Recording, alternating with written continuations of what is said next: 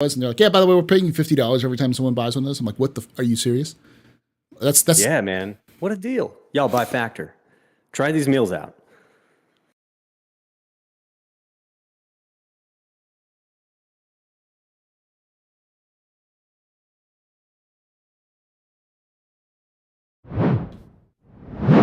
Hello and welcome to the Captain's Table, ladies and gentlemen. My name is Paul Berserker01, Batman Shelley, your humble host and space bartender here at the AstroPub, and your host here, your facilitator here on the Captain's Table. What is the Captain's Table? Well, the Captain's Table is a place where I bring people from the Star Citizen universe to talk about Star Citizen. There used to be a joke. Now it's not, because CIG releases a lot of information. So today, specifically, we have a new face to the table, but not new to Star Citizen at all. You've probably seen them before. I've actually been on Segalian's channel a couple times myself. So I will say, let's start with Segalian, my fellow lover of pizza, my comrade in pizza. First, the game needs pizza. CIG, please put pizza in the game. It's required. I joke that the game every day with every patch without pizza is a failure in my eyes for CIG. So, Segalian, who are you? What do you do in Star Citizen, and where can they find you? I agree with that sentiment 100%. I mean, it only helps the culture of the community by putting pizza in there. Like, I could just imagine the memes that would be generated from them adding pizza. So they should almost have a separate department just for meme generation. It's like, okay, every patch they have some type of meme generating content. Anyways, that's besides the point. My name is Segalian. I stream on Twitch Monday to Friday, 7 a.m. to 10 a.m. Pacific Standard Time. I've been doing that for the past 5 years now, exclusively just doing trade. That's all I do. I'm a non-combatant Star Citizen player, so I don't do that. I take the guns off of all of my ships. Also, BTW to anybody listening out there, I am going to be giving away an Ares Inferno on my stream this week. So, stop by my stream for that, for the details for that. So yeah. Also, I am the CEO of Ultima Energy. Also, it's been confirmed by Xylo that we're going to be rocking booth this year at CitizenCon, so we're super stoked for that. Yeah. Fun time. Nice. That's my intro. Thank you. Nice. Yes.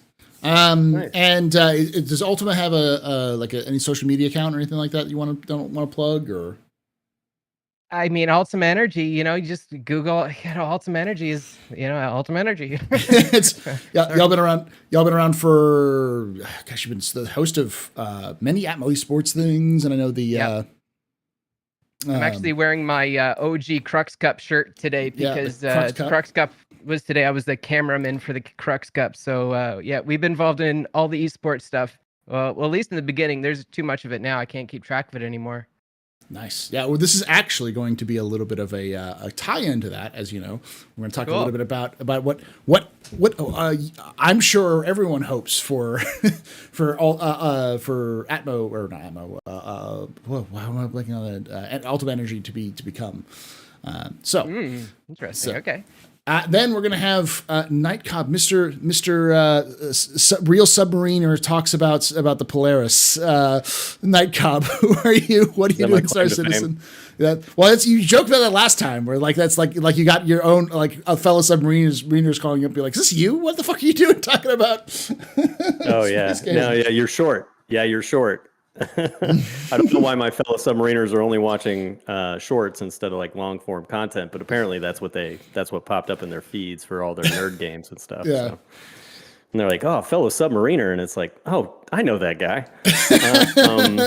Yeah. So who are you? Who are you? What do you do in Star Citizen, and where can they find you? So I'm Night Cobb. I'm a full-time Navy submariner and part-time rookie streamer. So just brace yourself for that style of content if you come to my stream. I've put out really cringy YouTube videos because I have not figured out, what I want to do with that yet. So please don't ever go to that channel until I get to some kind of level with that. But more importantly, I do the Armchair Admirals and Generals podcast with Tree and Atira Kell. And we just brought up a bunch of new cast members.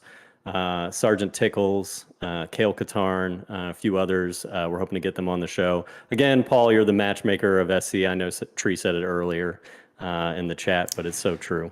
I just like making the magic happen. That's. Yeah, I know. You're just out here shipping us all, and it's really great. We're really thankful for it. I should be paying you money. Nah, you're good. It's like eHarmony of SC content creators out here. Listen. Now you're here with Shigelian, so he's going to drag you onto the yacht club at some point, or it'll happen. Just because I can make that happen. Yeah, Yeah. we're looking for people for sure.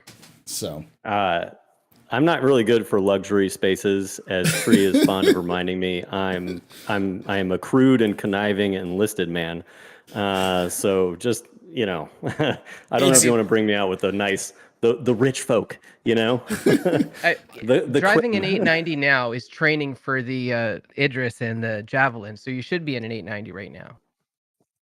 Yeah, that's actually, you bring up a solid point. That's what I'm good for the yacht club. Be like, hey guys, we just need somebody to sit in the pilot seat and drive us around while we drink champagne. Do we got any takers for that? Who's good for that job? Well, because none of those guys actually do that. They're like, how if you own a boat, if you buy a boat, there's people who just sit in their boat and they never go anywhere with it. That's who those people are. So yeah, we need more drivers. Yeah. Well, I'm also the prime candidate for the engineering squad, who you never even see. Like, you don't even get to see that guy through the glass. He's down in there in the engineering bay, just like watching the weird spinny blue thing just spin, and being like, hi, waiting on this gameplay, guys. Waiting on this gameplay. Any day now.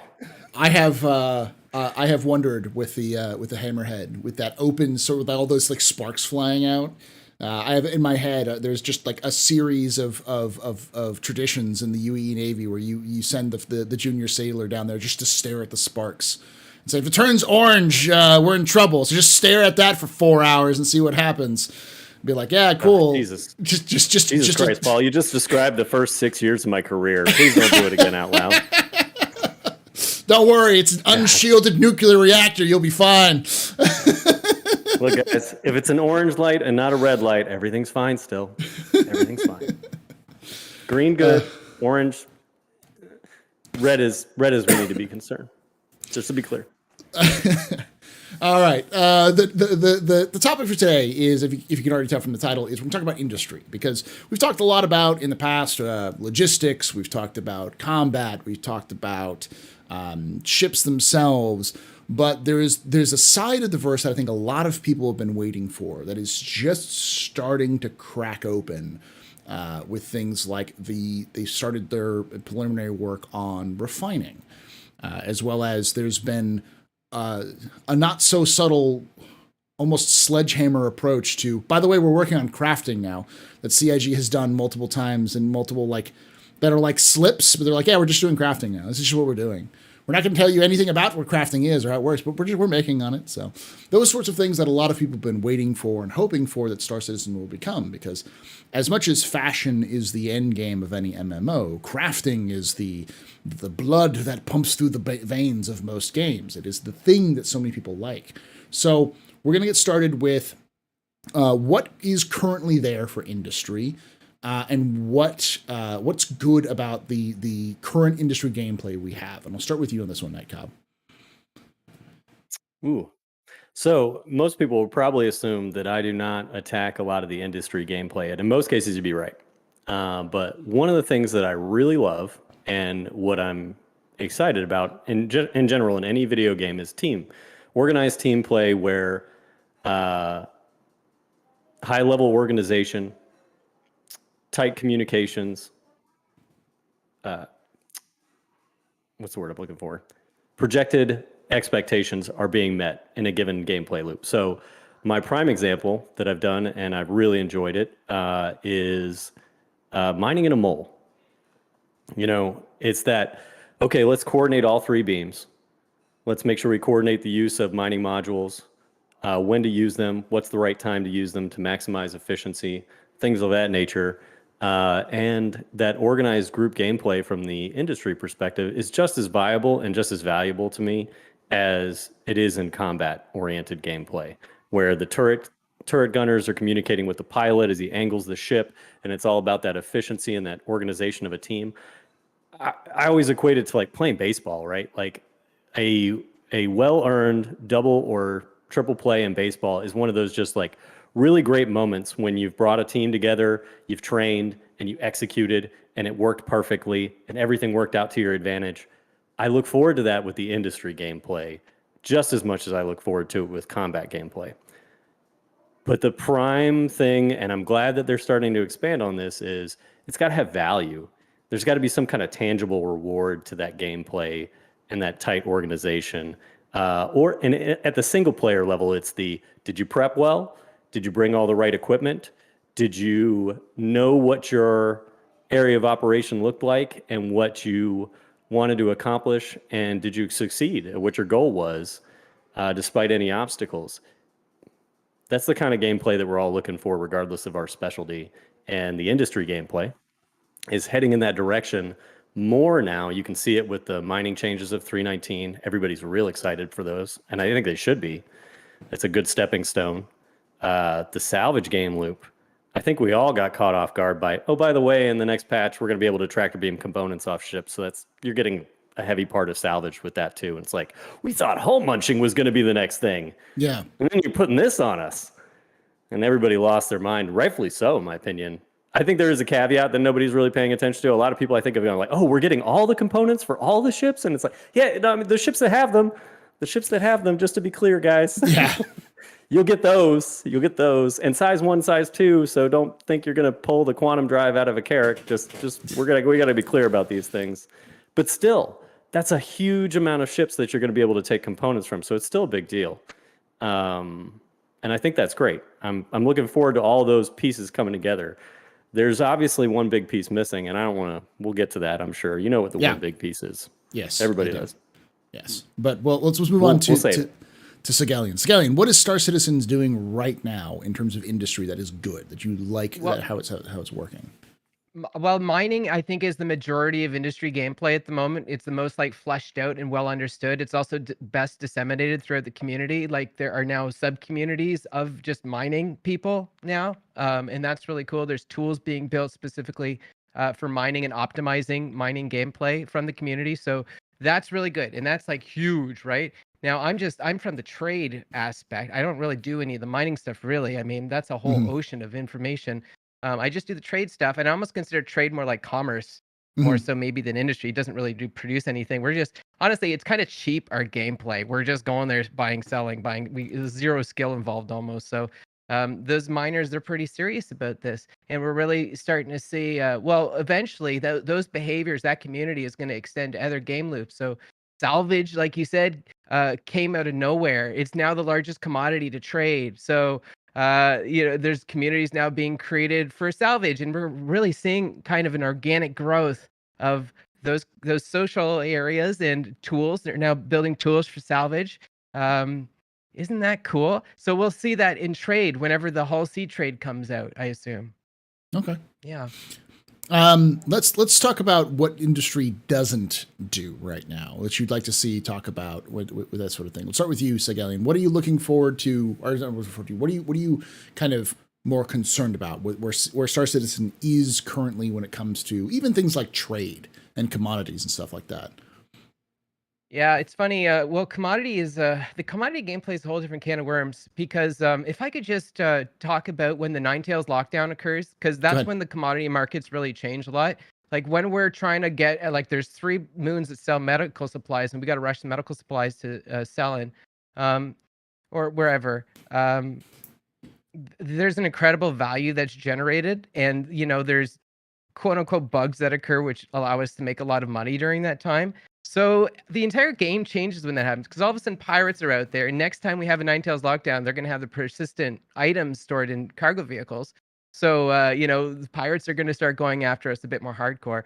But that's really beside the point. I think the big weakness, the missing piece of the puzzle, is the crafting. Like the crafting is the glue. You called it the blood through the arteries. I kind of look at it, the glue. It holds everything else together. It creates value for the commodity. It makes people give them purpose. Remember, did you play Star Wars Galaxies and the how communities would be created from crafting? Like there was a person who had the best blasters in Star Wars Galaxies, and everyone had that blaster. I mean, that's a real game. You can cut all that other nonsense out of a game, and just having that's cool, and it ties economy and resources and car salesman skill all together. Yeah, that's the end of my rant. Thanks for listening.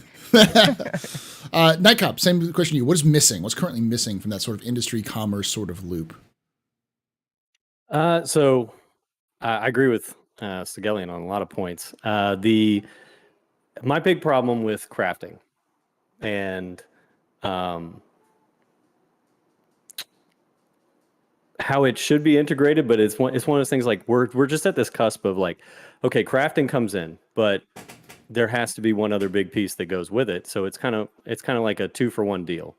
You can have crafting to a limited extent, but if we don't have the tools other than to build these things for ourselves, uh, you know, what do we really get out of crafting other than the potential to give people other things? But we're missing a lot of the tools for selling, buying, player market economies, AI market economies, stuff like that. And that's really the other big piece that goes with it.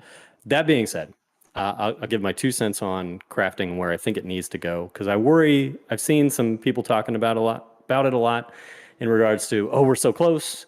This is where we need to go with the economy. People are talking about things like S tier components and weapons that don't exist in the game. And I am just not about that life right now with Star Citizen. I don't want them to have to create anything new. I want to work with what we've got. So I would like to see sooner rather than later, crafting, I think, would be more viable if we did the same thing that we did with guns and certain types of weapons like rail guns and stuff like that, and the rarer pieces of equipment, and said, okay, maybe A and B level components across the board come out of the shops. But crafting has to be utilized in such a way it's like, okay, well, let's find uses for the things that we have in game already that make crafting special, like gems from rock mining. Like gems are only good for selling right now, right? To my knowledge, I'm asking for backup on this a lot. Like I said, I've dabbled in the industrial mining loops and stuff like that. But there's just like so many opportunities for things that already exist that we don't have to recreate. That we can say, okay, well, what if A and B components, because they're higher level components, require rarer materials like gems, or harder to find commodities, things of that nature, so that we give those things purpose now. And that would be of more value sooner rather than later. Yeah, right. I see it in chat. Gems are only good for selling, but they are useless. I would like to put those, crafting is the first thing that's going to take those things and provide value to them, in my opinion. Because I don't think we're getting I hate to say this. I hate to say this out loud. I was having a discussion about it earlier today. I do not think we're getting the economy anytime soon, guys.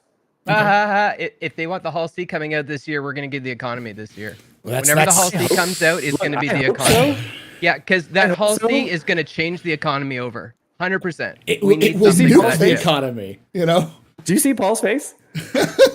Yeah. He's also concerned. Yeah. You won't get the Hull C without the economy. So those two have to go hand in hand. Yeah. Let me ask you a question. And by the way, okay. Nightcob, the only item you can craft in the game right now is the multi-tool, okay? But what do you guys think is going to be the first thing we can actually craft as like a crafting thing, What do you think the first thing will be? Like bullets? Yeah. I think Paul's right. I think it's going to be simple things like ammunition. I would add one thing, and again, it's tied to another system that I hope will come out later this year, but I fear that we're talking about Invictus next year. And that's resource management, because they did this weird thing, right? They mentioned it at CitizenCon, subcomponents. Yeah. And I was like, what the hell are subcomponents, and why have we not talked about these things yet? But I think they mentioned it in the sense of like they already had it planned, and maybe one guy was just like, he said subcomponents out loud during the resource management special, and it was like, man, did he mean to say that? Did he? Wait, are they planning that? I need to know more. There was no button to click, but I think, right, because when you start talking about bigger ships where the quantum drive just doesn't come out without a hull cut, or they seal that drive plant in. Yeah, that thing doesn't come out without a hull cut. So in my opinion, like the way that their workaround might be like, yeah, well, we can't really just we don't have hull cuts yet. That's not a thing. So one either has to come before the other. It's either we repair these by repairing the subcomponents on the larger components, or we acknowledge that the way to go forward is hull cuts to replace it wholesale. I don't know. I think they have to do the latter, to be perfectly honest, for an idea of exchanging components. But when they said subcomponents, I would say that's the next small thing, other than, base level ammo, for both ships, guns, things like that. Things that are small, that already exist in game and are pretty popular, is the answer to your question, Sigelian. That's the Gotcha. next thing I Thank think. you. Thank you. I'll ask you this question, Sigillian, then, because I was going to ask this question to that cow, and you already answered for me, which is, do you think we're going to see the dynamic economy this year? So, Sigillian, do you think we're going to see the dynamic economy this year? I doubt it, to be honest. But like, Okay. I think it's tied to the spaceship. So whenever they Okay. have the spaceship, right, or whenever that comes, then we'll know, and that gives us a temperature as well. If it's going to come out in December, then we'll know maybe economy December, you know. But I don't guess about that. Okay. Yeah. All right. Don't get me wrong. I'm with him in the idea that like they're teasing the Hull C. A lot. Yeah. And I want to A lot. engage in the hopium too of Yeah. like, you guys can't release that until you got an economy. Like, you just can't. I don't think they It's will. pretty I don't and see all. I don't see the benefit. I don't know. They Yeah, wouldn't have gone. I'm They with wouldn't. you. I'm They with wouldn't you. have gone back and completely slow walked and redone the whole ship, because like they've basically been slow walking that ship. Where it's Yeah. they could have finished it off last year, and they decided that they were going to let's just take our time and really get through that. It seems like they're stretching it out as much as they can so that they can try to get it to a point. They'll get a point where they're like they're basically working on polishing the bolts on the inside of the ship before they can be like, is it ready yet? Yeah. Can we release it? I could actually see that. Tony, where you at? Tony. That's an Tony. intern's job. Tony, we have the ship. What are you doing? I'm This just is the bolt inventing new. polisher. We're inventing new things to do with the ship. We've invented 17 Wow. different skins to sell already, including one with Oh, yeah. flames. Yeah. Yeah, well, Tony, we've got 16 skins for the Hull C. Tell me you got the economy coming soon, right? No? They wouldn't do that to Jesus. my All right, it's going to be wallet. 20 skins, guys. 20 skins. Can Yeesh. we do a Hull C variant that we can release at the same time? Is that an option? I don't know. Let's figure it out. Let's move. Go ahead. There, Go ahead. No, go ahead. Move on. All right. I was going to say, because this is a question for you, Sigillian, because I know Okay. you're big with this with ultimate energy and everything like that. Okay. The other thing that's been talking about was refining. And we know that refining Yeah. is going to be involved in fuel and salvage and stuff like that. But there's been a lot of things they've talked about in the past. What are your hopes and what are your, it's like, give me your hopes. Like, what do you think when that first comes out? What do you really hope we get out of the kind of player refining? And then also give me what you think is probably your expectations, your hopes versus your expectations for refining gameplay. Okay. And I've never actually talked about this before, so the first time I'm saying this. So I would say my long-term plan in Star Citizen is refining. And I believe it's going to be a real estate game where we're just going to have to buy equipment and, choose whatever we're going to have to refine and expanding on those services and optimizing those services. And then building, I guess, a market to sell whatever it is we're going to be refining, the commodity. So I think it's going to be a real estate game, the refining. So, I buy assets towards that. Whenever I can get real estate, I try to get real estate. There's a raid with 109 people from Atmo Esports. Thanks to the Raiders. Greetings, yeah. Thank you. Raiders. Welcome, y'all. We're talking about fuel now. Follow So Atmo Esports, by the way. Yeah. Papa Follow Freedom! Atmo Esports if you're not doing it already, Yes. because What- that is some quality entertainment. yes, I have been an unapologetic promoter of Atmo Esports for a very long time. I actually did a lore video on their on the unofficial lore, which is now official lore of the Daymar Rally. So, video's been around for a while. I watched that this year, and I was just I was blown away at the production and all that kind of stuff. Big shout out to Atmo Esports. You guys yeah. killed that this year. I was watching some of the Crux Cup earlier today too, by the way. Really enjoying these events. I can't tell you, speaking of being in the yacht club, I look forward to the day when I get invited to said yacht club and I get to, if I'm not hanging out in the engine room doing all that kind of stuff, maybe they'll put a TV in the engine room. Can I have a TV in the engine room so that I can watch the Crux Cup on the TV in the engine room while I'm doing side Navy gig where I serve on board a large starship in the dark spaces? That'd be sweet. That's what I need that's what I need in my private life as well as my work life. Night Cobb, if you want on the Yacht Club, just send me a message on Discord and I'll get you in. Just send me a message in Discord so I don't forget. That's all. I'll get you in. That's it. That's all it took. That's all it takes. So, but Sigillian, think about like the initial the initial release. So we're talking like December this year or next year, whenever they actually release the first version of player refining? What are your hopes for that? Your biggest hopes and your expectations for that first release? Oh my God, that's a terrifying thought. I never thought about that before. Actually, that's the Expanse. Yeah, the Expanse and the would Yeah. be the Expanse and the Starfarer. So Well, the Starfarer, I mean, that's like a Swiss Army knife at this point. But the Expanse, yeah. So I don't know, maybe like next year. But the refining is almost like crafting, isn't it? You're kind of like the glue in between all these other things. You're at work with the miners. You're gonna offset stuff to the traders.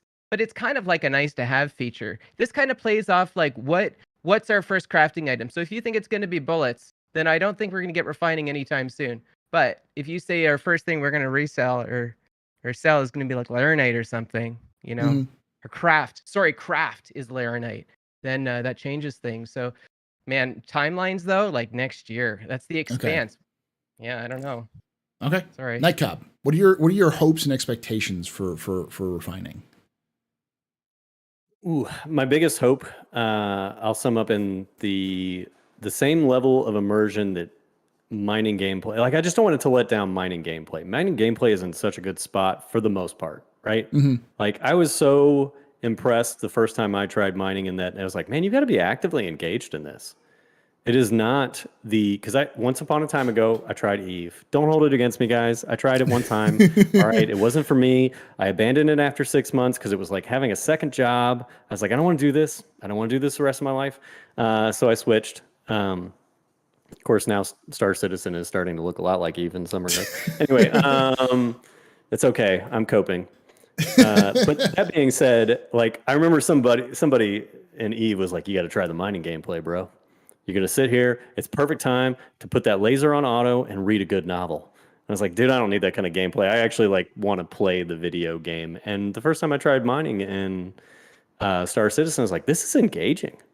Like, I can get down with this. Like, by the way, a side note, if you guys haven't mapped, if you have a HOTAS setup, and I know not everybody does, but if you have a HOTAS setup and you have a throttle and you have not mapped the mining laser power to your throttle, you're missing out. You're missing out. That is the good stuff. All right. I was trying to keep it clean there for Paul's stream. It's fine. He did say he said it was NSFW. It's the good shit. All right. Yes. It's the good shit. All right. With the extra emphasis on the S and the H. Hey, Nightcob, when you grind for credits, how do you like to grind? What game loop? Well, 318, 318.1, and 318.2 have really destroyed my my grinding mindset of late. I should say 318.2 with Xenothreat. Yeah. Let me caveat that. Yeah, it's very But what profitable. I used to love to do, it is very profitable. I just feel cheap because every once in a while, I don't know if you guys have noticed with Xenothreat, you'll come in, and even when the servers are like not desynced as hell, you'll have like enemy fighters that will just like sit there and they won't move. Like, I'll come toward a saber in my granted Gladius from CIG, and I will just shoot it, and I'll be like, please move. I want to earn the money for shooting you. Don't just sit there. Oh, you're sitting there. Oh, I'm going to shoot you anyway, but I'm going to feel not good about it. All right. Anyway, normally I grind with bounties, bunkers, because I am more combat oriented. I love to volunteer myself as a turret bro. But that being said, I have taken turns volunteering to be a turret bro, as we like to call it, doing the mining lasers on a mole. And I love that. Like, if you ask, and again, I map it to my throttle and everything like that, so it's a timing game. I even have it hotkeyed to some of the things on my throttle for using the mining modules. And I always tell the captain, I get it, if you can't tell, because I'm Navy submariner, I get off on like tight communications and stuff. So if the captain's sitting there and he's like, all right, activate module 1. And it's like, activate module 1, and I activate module 1. I'm like, activating module 1, and they're like, aye. And I just I love that, like, back and forth verbal communication. Yeah. Callbacks. Like 8 point. Yeah, exactly. I love that stuff. Like, I eat that up. So, I like grinding that way on occasion. I've just been waiting on mining because, I saw the ISC on mining for 319, and I was like, well, I'll just wait for that because that's going to be pretty epic. All those changes. Looking forward to all that. Just wait. I'll do bunkers, bounties, and the other 318 related stuff, and then I'll come back and I'll do mining when 319 drops, and it'll be a great time. So, did that answer your question? Sorry, Champagne will fall from the heavens. Yes. All right. So let's think about like more industry. Do you think we're going to see more expansion beyond crafting and say refining? Is there anything else you can see that Star Citizen, maybe the CIG is missing, or that maybe I've entirely missed that CIG's already talked about in terms of going forward with sort of that industry creating and selling that sort of loop? Is there anything else that we're missing out of the plans? I'll start with you there, Night Cobb, on this one. Well, I think you actually hit it on the last part, right? So they've talked about it from the AI perspective, and then they've got a ship like the Banu Merchantman, right? And I want to understand what their plans are to introduce what I think is a crucial part of this game loop, and that's the gray and the black market economy part of player selling. Like, how do we get the players to be able to sell things on, the gray, the black market, obviously the normal markets and stuff like that too? Like, what's their goal for that? Because we've got an inventory management system that is getting by, and at the same time, it's raising a lot of questions. Because we were actually talking about it in one of the Star Citizen Discords I'm a part of. I think it was Trees. They're coming out with the whole, okay, you can use your tractor beam, you can pull components off a ship, you can sell them, and you can put them in your hold and restock ballistas, and everybody's gonna have a great time at Jumptown. And we were talking about it the other day, and I was like, guys, I don't think there's actually a mechanic right now where you can buy a missile and put it straight into the hold of your ship. Pretty sure you have to put it in the personal inventory of the ship, and that's only if it fits. So, like, we talk about this restocking the ballista game, and it's like, well, how do you even do that right now? Because what it sounds like we're going to have to do, unless they've introduced new systems that they have not told us about, is I'm going to have to go to a place where I can pull a ballista, get my tractor beam out once it's on the little pad that I spawned it on, and take the missiles off the pad and put them, maybe on the ground beside it or in a ship that's nearby. And then I'm going to have to despawn the ballista, go into my vehicle loadout manager, take the things from inventory that I have there, put them back on the ballista, respawn the ballista, take them off the ballista. You get the idea. Yeah. Like, so how do we finish that part of the game loop of like a market economy that is, okay, I put a bunch of size 7 missiles in my Cutlass Black, Jumptown's going on, and I'm offering up my services as a logistics guy. I'm ready to come sell you guys some fresh size 7 missiles so you can keep holding Jumptown and raking in that sweet drug money, Well, there's some logistical aspect of that too, though. It's like, okay, well, there's no economy and there's no market and there's no gameplay feature for you yet, except the Mo Trader, which is rudimentary at best. I actually know the answer to that, which is something that they already talked about. Do you? Yes. The answer to that of Educate me, Paul. How you do this is they already have missile like racks, like stuff that you can store for storage for missiles and stuff like that. It's just taking those missile racks and turning them into cargo containers. So like you would have a bespoke rack that would work as a cargo container. So when you buy those things and you put them in your ship's inventory, it'll just pop up onto the cargo grid as a missile rack with those missiles on it, and then you could pull them off and put them back on. But you need to have those different weird shaped containers, which we don't have yet, the 32 SCUs, and it's because beyond the one. Do you think we're getting those soon? They've talked about, they showed off some of those in the sneak peeks before as well, of the different weird container sizes, like the 32 SCU, and then like the like liquid containers that are larger and smaller. They're working on it. It'll come when we have the. They're working on it. Yes, working. It's coming. On it. I promise. Soon, TM. Soon, TM. But it's coming with the cargo elevator, the freight elevator. So that's the key, is watching that. When the freight elevator comes out, I think that's what you're going to do. It's also, again, connected to the whole sea, which is the thing that actually needs all of those weird things. So I think we've decided that this video is that the whole sea is the freaking giant lightning rod. It's whatever the waystone for all Star Citizen content the catalyst going that brings forward. Tony Z out of his cryo chamber. It's Yes. like a thermometer. That's the thing. It shows like where Star Citizen is in the development stage. Once we're at percentage bar or something. Yeah. Like what Chad said, it's an industry pillar. It's the pillar of industry in Star Citizen is the whole sea. It's supposed to be that way by lore. So by lore too, yeah. Anyway, wow. GG.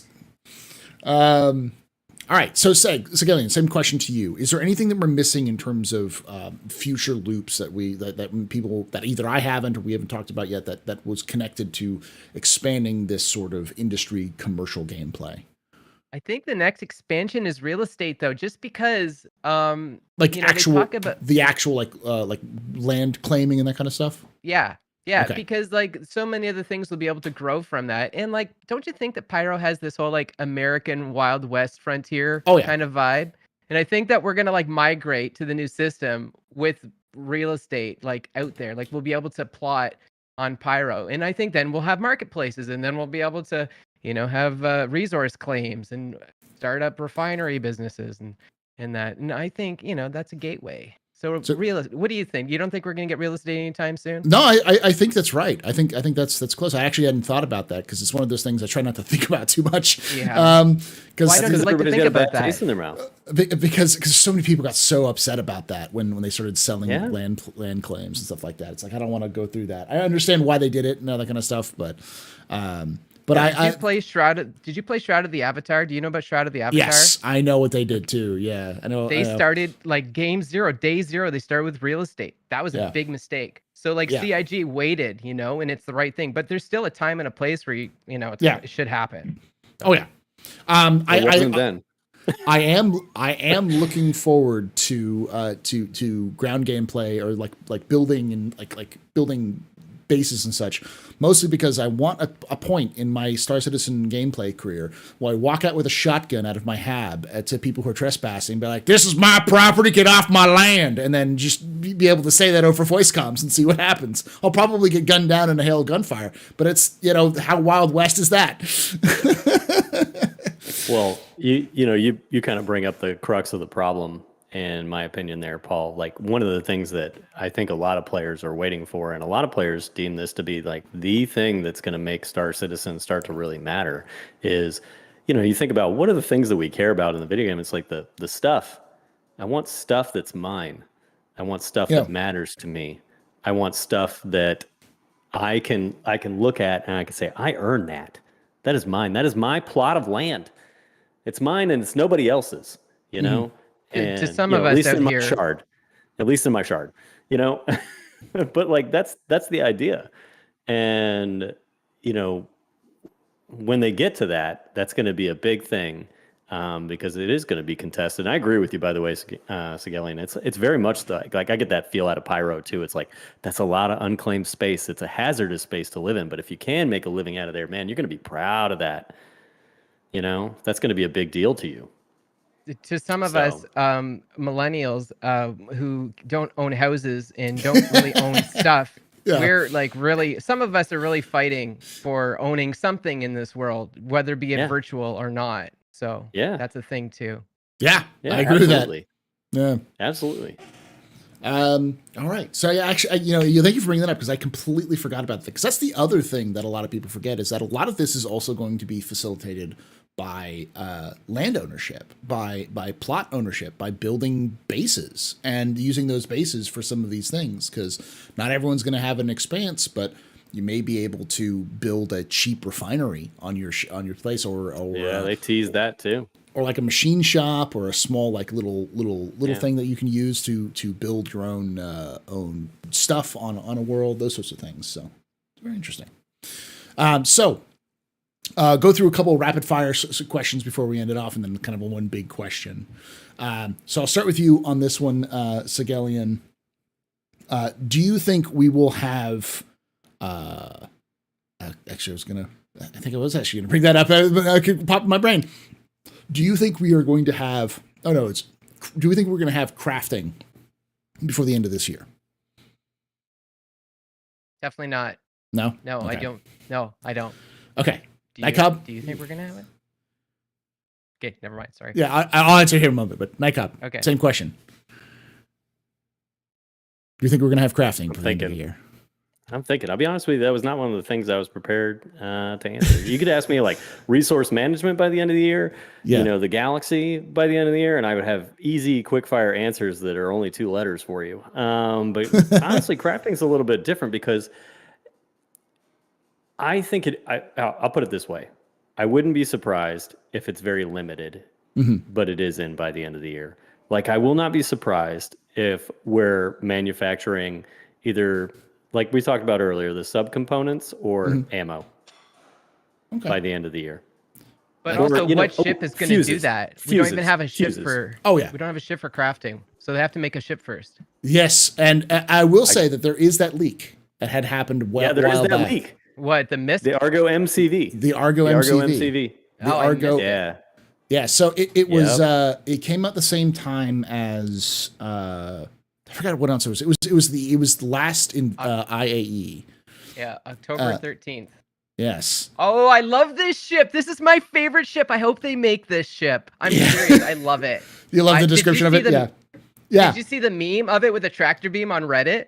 Yes. Yes, I saw that with that. I love it.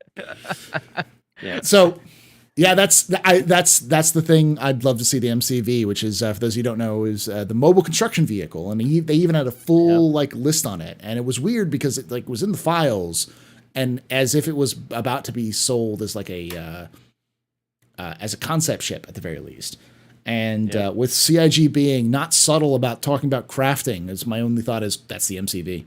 That's what they're doing. Yeah. So, and couple that with just how easy. The only reason I give it any credence to maybe, and I'm going to stick it with a maybe by the end of this year, is how easily they dropped in the crafting of the multi-tool and the reclaimer and the vulture. It was like just like a nothing. Like, hey, we put this in there. That's what CIG And- does. They give us these surprises sometimes. yeah. Yeah. Right. But Little it was one of those kisses. things that was so easy to do it in that little way that I was like, okay, well, it's not like that's a huge tech hurdle, it sounds like, for you. That's not resource management. That's not server meshing. That looked easy.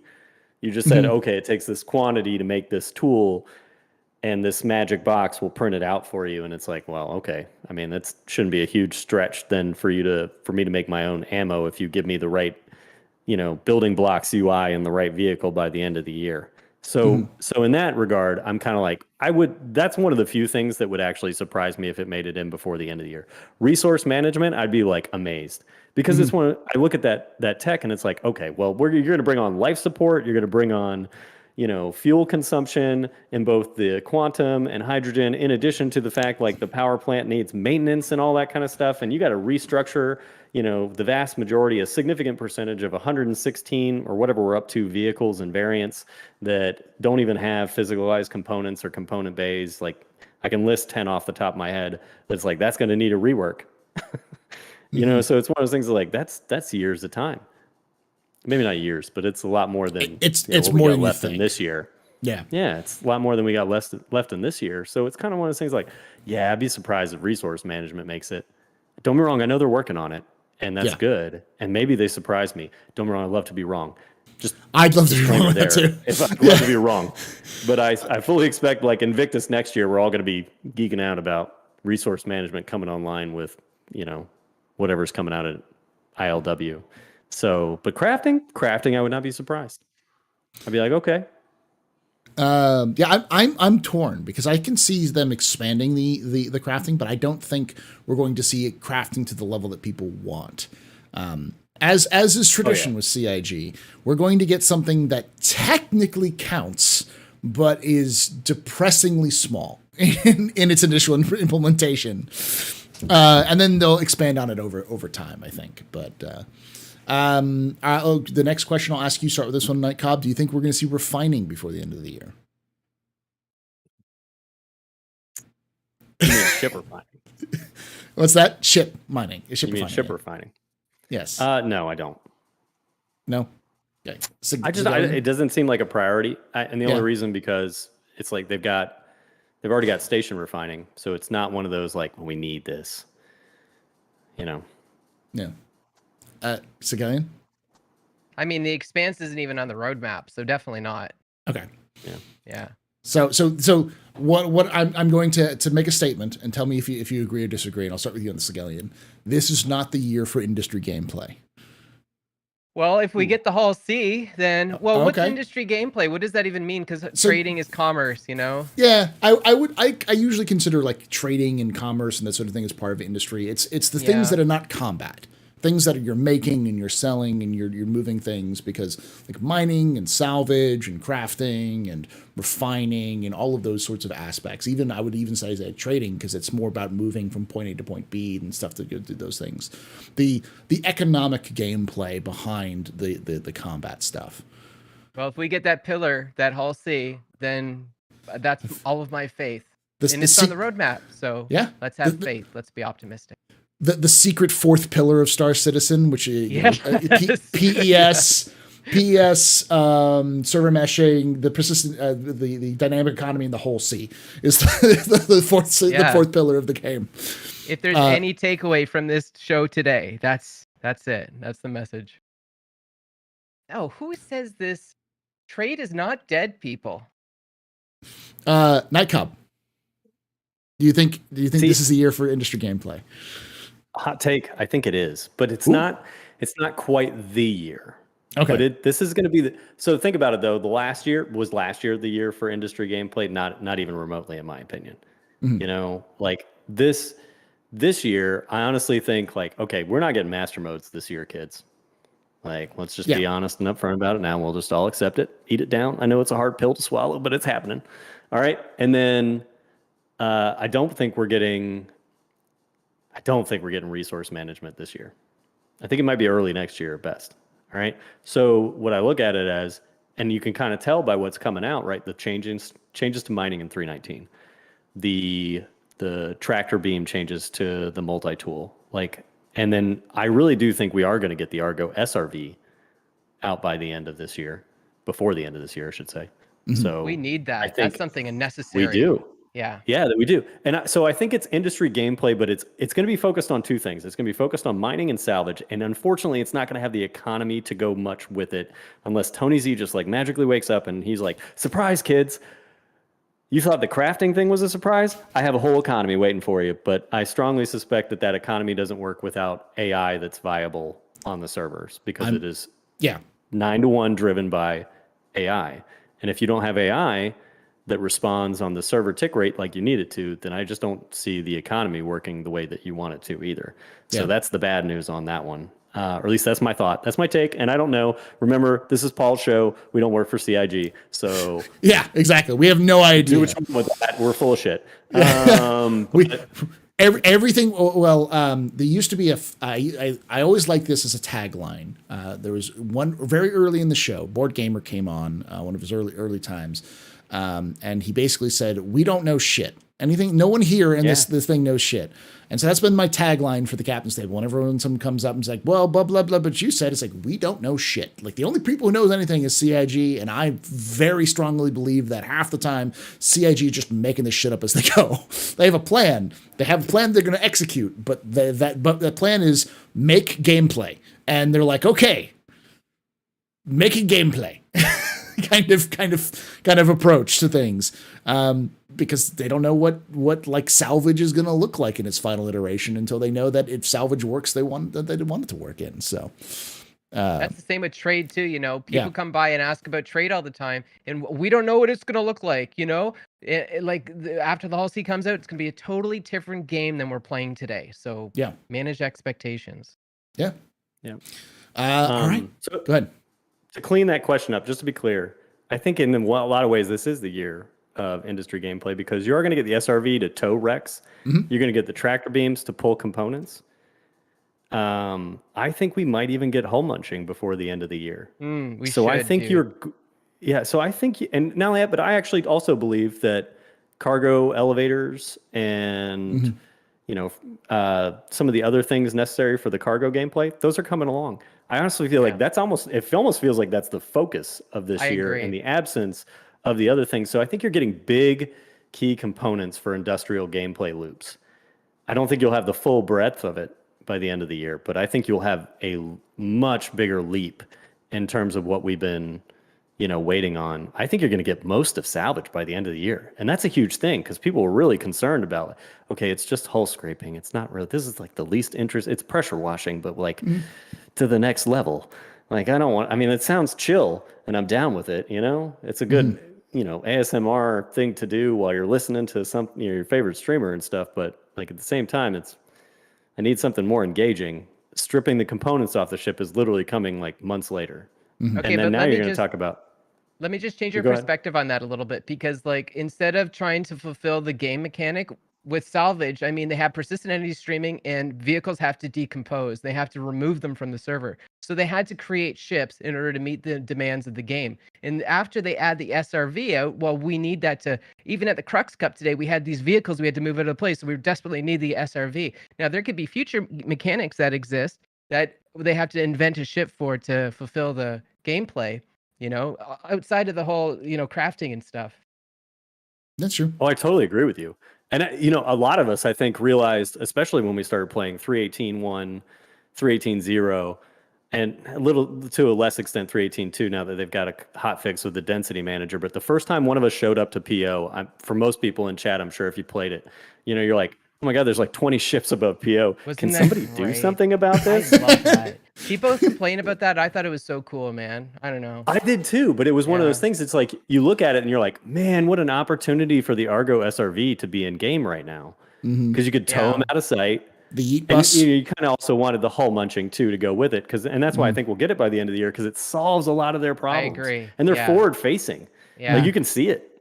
It's like 90%. So. The Vulture is only half a ship without the hull munching. Paul, what do you think when they had all the ships loitered all over the place? Were you like, get your damn ships off my lawn? Or were you like, oh, this is a good network system, it's running well? I was very happy that when we saw all of the wrecks everywhere, because I was dodging them and I'm like, wow, I can actually, like, there's ships, there's just wrecks just outside of my hangar. That's kind of cool. I would like to go for the extra mile and have AI coming on and being like, ignore the wrecks. We're sending someone by, or having missions where you just go. Your job is just to go pull the wrecks off of the stations and throw them into space or something like that. Space being a space repo man sounds like both a fun and terrible idea, and I so it was unavoidable. For me, it's like I can see the promised land. I can see where CIG is going with it, and it's nice that they're so focused on that stuff. So yeah, all right. I think we're gonna end the discussion on that. And then we're going to move over to the questions and answers. But if you enjoyed this discussion, please do make sure you're checking out Segalian. Make sure you're checking out Ultima Energy, checking out, Yacht Club. It's like Fast Cart, Segalian. You're like Fast Cart. It's like I can't. There's like 7,000 things you're part of, and I'm like, I can't list all of them. That's a very nice compliment. I appreciate that. No problem. I could only dream. That man is a legend. He is a legend. He is the Black Jurassic, and everyone loves that. It's his nickname that he got on the show. It's a complicated story, but ask him about it. He likes to talk about it. And of course, check out Armchair Generals and Admirals on Tree's channel. You'll see Night Cobb. You can also find him floating around all of the different Star Citizen universes. You'll see, if you're on Discord, any Discord right now, Star Citizen Discord, hit @ and then start typing a name just like that. He'll pop up. He'll just be there. Don't do that to me. Don't do that to me. He lives in your walls, is what I'm trying to say. So he's always there. Yeah, check it out on Tree's channel. So many Discords are going to do that, and I'm about to get pinged, and it's going to be really embarrassing. You're on this one too? Shit. Why are you on this one? This is just about like home sighting in on log cabins in Northwest Oregon. Why are you in this Discord there?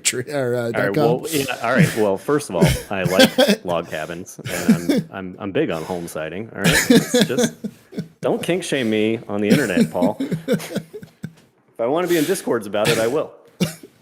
And of course, you can check us out live every Saturday, on Saturdays at 3 p.m. Pacific, 6 p.m. Eastern. Come join us live, twitch.tv/TheAstroPub, youtube.com/TheAstroPubLive, and you can come ask your questions live as well.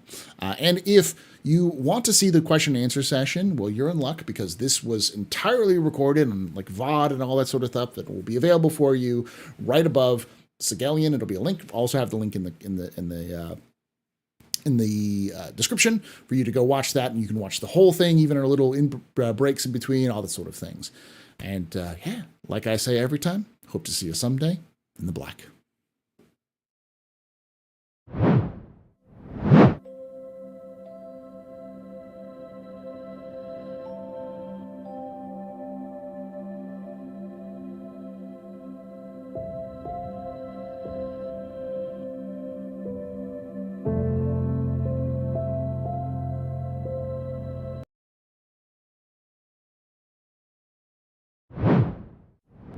You know what's funny is you post the YouTube videos, and if I missed you on Saturday because I had to work or whatever, I'll like watch the YouTube videos. I'm like, I should be watching the VOD because I really want to enjoy the 5 to 10 minute break that occurs. Like sometimes I'll like try and fast forward it on the Twitch VOD. Like, can I get to the Twitch? I want that part of the stream too. Because the experience. Funny. Yeah. Yeah, the experience. Yeah. It's like, oh, it's like what are the old shows, like Unfiltered, Raw, like it's like the Raw, Raw and uncut. Yes, chat, this is entirely pre-recorded. That's the entire thing is pre-recorded. So all right, I'll be right back. I'm gonna get something to drink, use the restroom, and when we come back, we'll be asking questions. So feel free to ask your questions in chat. If you're on YouTube, I'm gonna open up the YouTube Q&A real quick.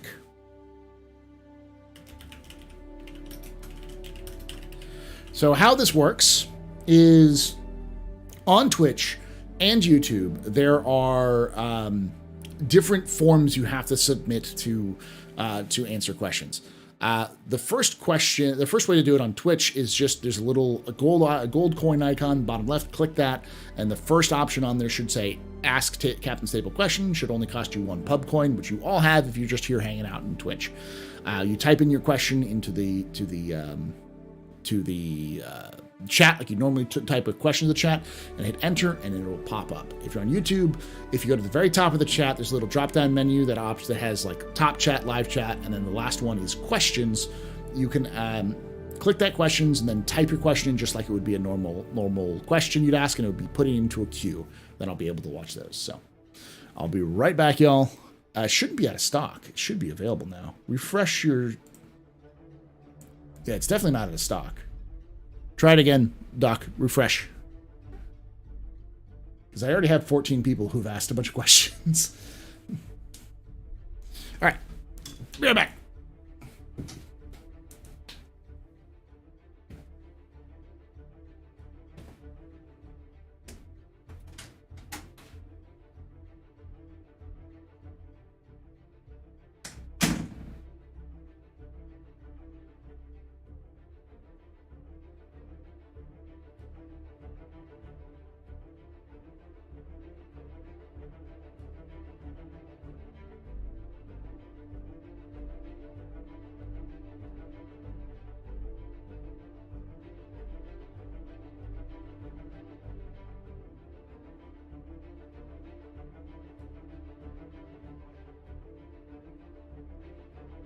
So I want to address chat because Tree's hanging out in chat, and I saw him defending quantum economy is coming soon. They're working on it and stuff like that. Blah blah blah. Tree, I totally agree with you, man. I know they're working on it. I know I've been making jokes about Tony Z being in cryostasis, and it's only because, Tony hasn't come out and made a video and stuff like that. And I saw you say something about, it only requires it doesn't require subsumption AI, which means the AI that you can physically see in the universe and stuff like that. Here would be my challenge to you, Tree, only because I love discourse with you, buddy. I'm not trying to start a fight. Oops, sorry. I went and grabbed food. My challenge to you, and the thing that I worry about, in regards to when for the quantum economy is, you think about what we're dealing with right now in 3.18.2. You're dealing with a bunch of lag, across the servers. Now, don't be wrong. I've noticed also as well that the tick rate has improved while the back-end services that are seemingly unrelated to AI, other than a couple things like I've noticed they don't spawn in at like bunkers and or some platforms and all that kind of stuff. I mean, he can speak in chat. He said, I didn't say it was coming, only they've been working on it. I know, I'm not challenging that. I mean, we all know it's coming sooner or later, right? Soon, TM.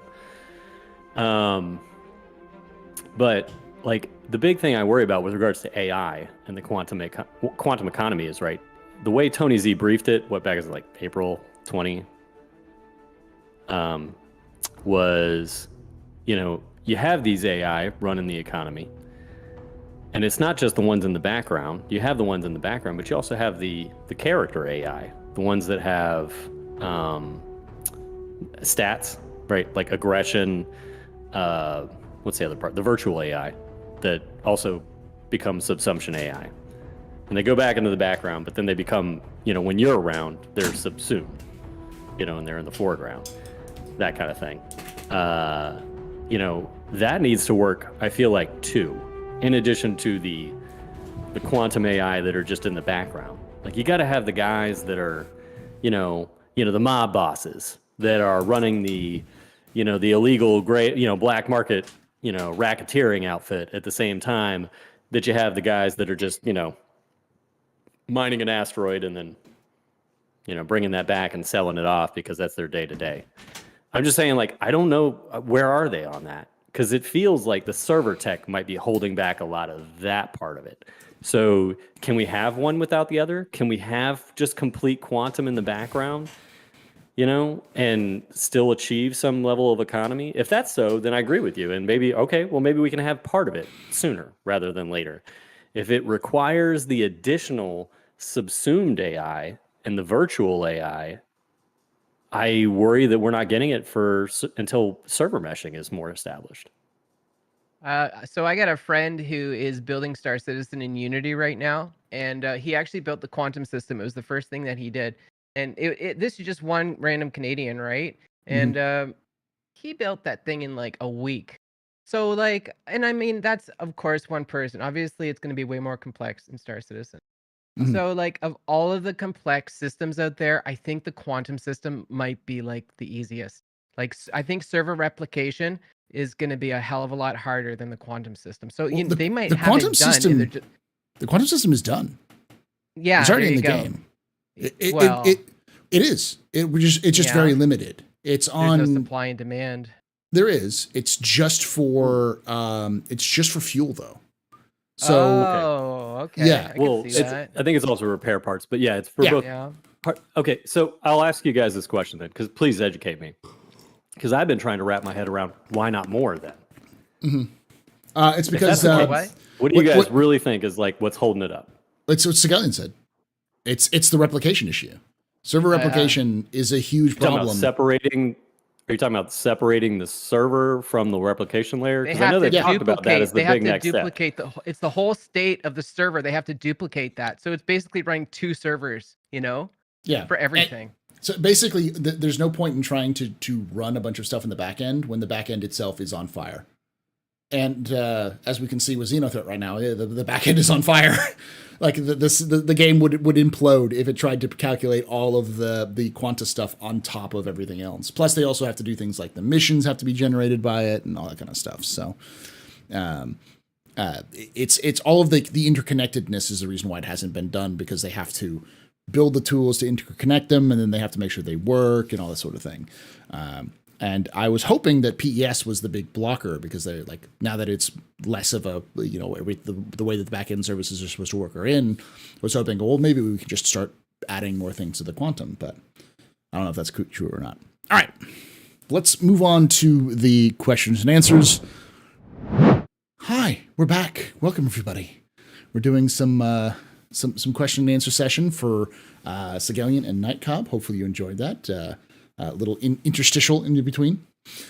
So let's get started with our first question, which is from Sergeant Halfsack. And I'll ask your question for you, Segalian, and then Nightcob. For those of you who don't know who Halfsack is, he is a zealot when it comes to a very specific type of ship. So his question is, what is your opinion on the Tana, Segalian? I own a Tana. I bought it for the Daymar Rally. It's a role player ship. I have little Tana. I have a patch of a Tana right here. Look at that. How about that? So yeah, it's a great little ship. It's weird though because it was so expensive when they started. It was like over $100 for that ship, and it was like one of the earlier ones. So I guess it's kind of like weird. It doesn't really serve a purpose. It's a role player ship. That's my answer. Is the Tana the one that's the broadcast one, or is that the military one? I can't forget. It's Reliant. I thought it was the broadcast one, the yellow one. I think that's the case. Let me look it up real quick, because I think I forget all of the which each one. All I know is the Sen is the science one. The Mako. I think you're talking about the Mako. Yeah, the Mako is the one you're talking about. Yeah. Oh, it's supposed to be the cargo. Is it the cargo one? No, that's the core. That's I have no idea what the Tana is. I'm sorry. First person to ask. I was going to say my original answer was going to be Tana. Never heard of her. The fighter. I don't know. It's the fighter one. Yeah. Yeah. I always like to call the core the Corey because it's spelled the Kore. So I just and no one can pronounce Corey. Is it the Corey or is it the core? I'm like, it's the Corey. Corey. It's the Corey in the house. It sounds bigger if you call it that. Like the Holly, it's the Corey. Yeah. Yeah. I personally with Tana, it's like a tiny little Vanguard ship. You know, it's like a miniature Vanguard. Interesting. Yeah, that's the way I like to put it. It's baby's first Vanguard. If you plus it's got a space for, it's got a little 1 SEU little cargo plate. It's got 2 beds for 2 people and a weapons rack so you can put some stuff in there. So if you're just getting started out and you and your buddy want to go across the verse terrorizing things, then the Tana's not a bad ship. It's just a giant flat pancake that's going to get shot. So that's its only problem. But all right. Next and you're question. A role player. Yes. If you really like the B-Wing, you can't get any better. Who doesn't like the B-Wing, though? Yeah. By the way, I'm just going to go ahead. I'm wearing a Star Wars shirt, so I have authority to say this. That's all it takes, by the way. If you're not a fan of the B-Wing, then you're not a fan of Star Wars. There you go. That's Hot true. take. Discuss it in chat. Yes. The B-Wing's amazing. I love it. It's such a ridiculous... The idea that it's a bomber and it doesn't really bomb anything. It just is a giant gun. It's a giant laser. It's like we're a bomber with a death ray. I love it. It is so Star Wars. Good. Yeah. Yeah. Identifying all the non-real Star Wars fans in chat right now. It's going to be fine. We're going to get through it. It'll be good. All right, Steve the Dancer asks, recently released in Con 42, which was the event in Germany that they did, that the fans put on. How do you feel the best ship components will be removed from stores? How do you feel that the best ship components will be removed from stores and have to be found in game? Also will not be covered by insurance. Go ahead, Netcub.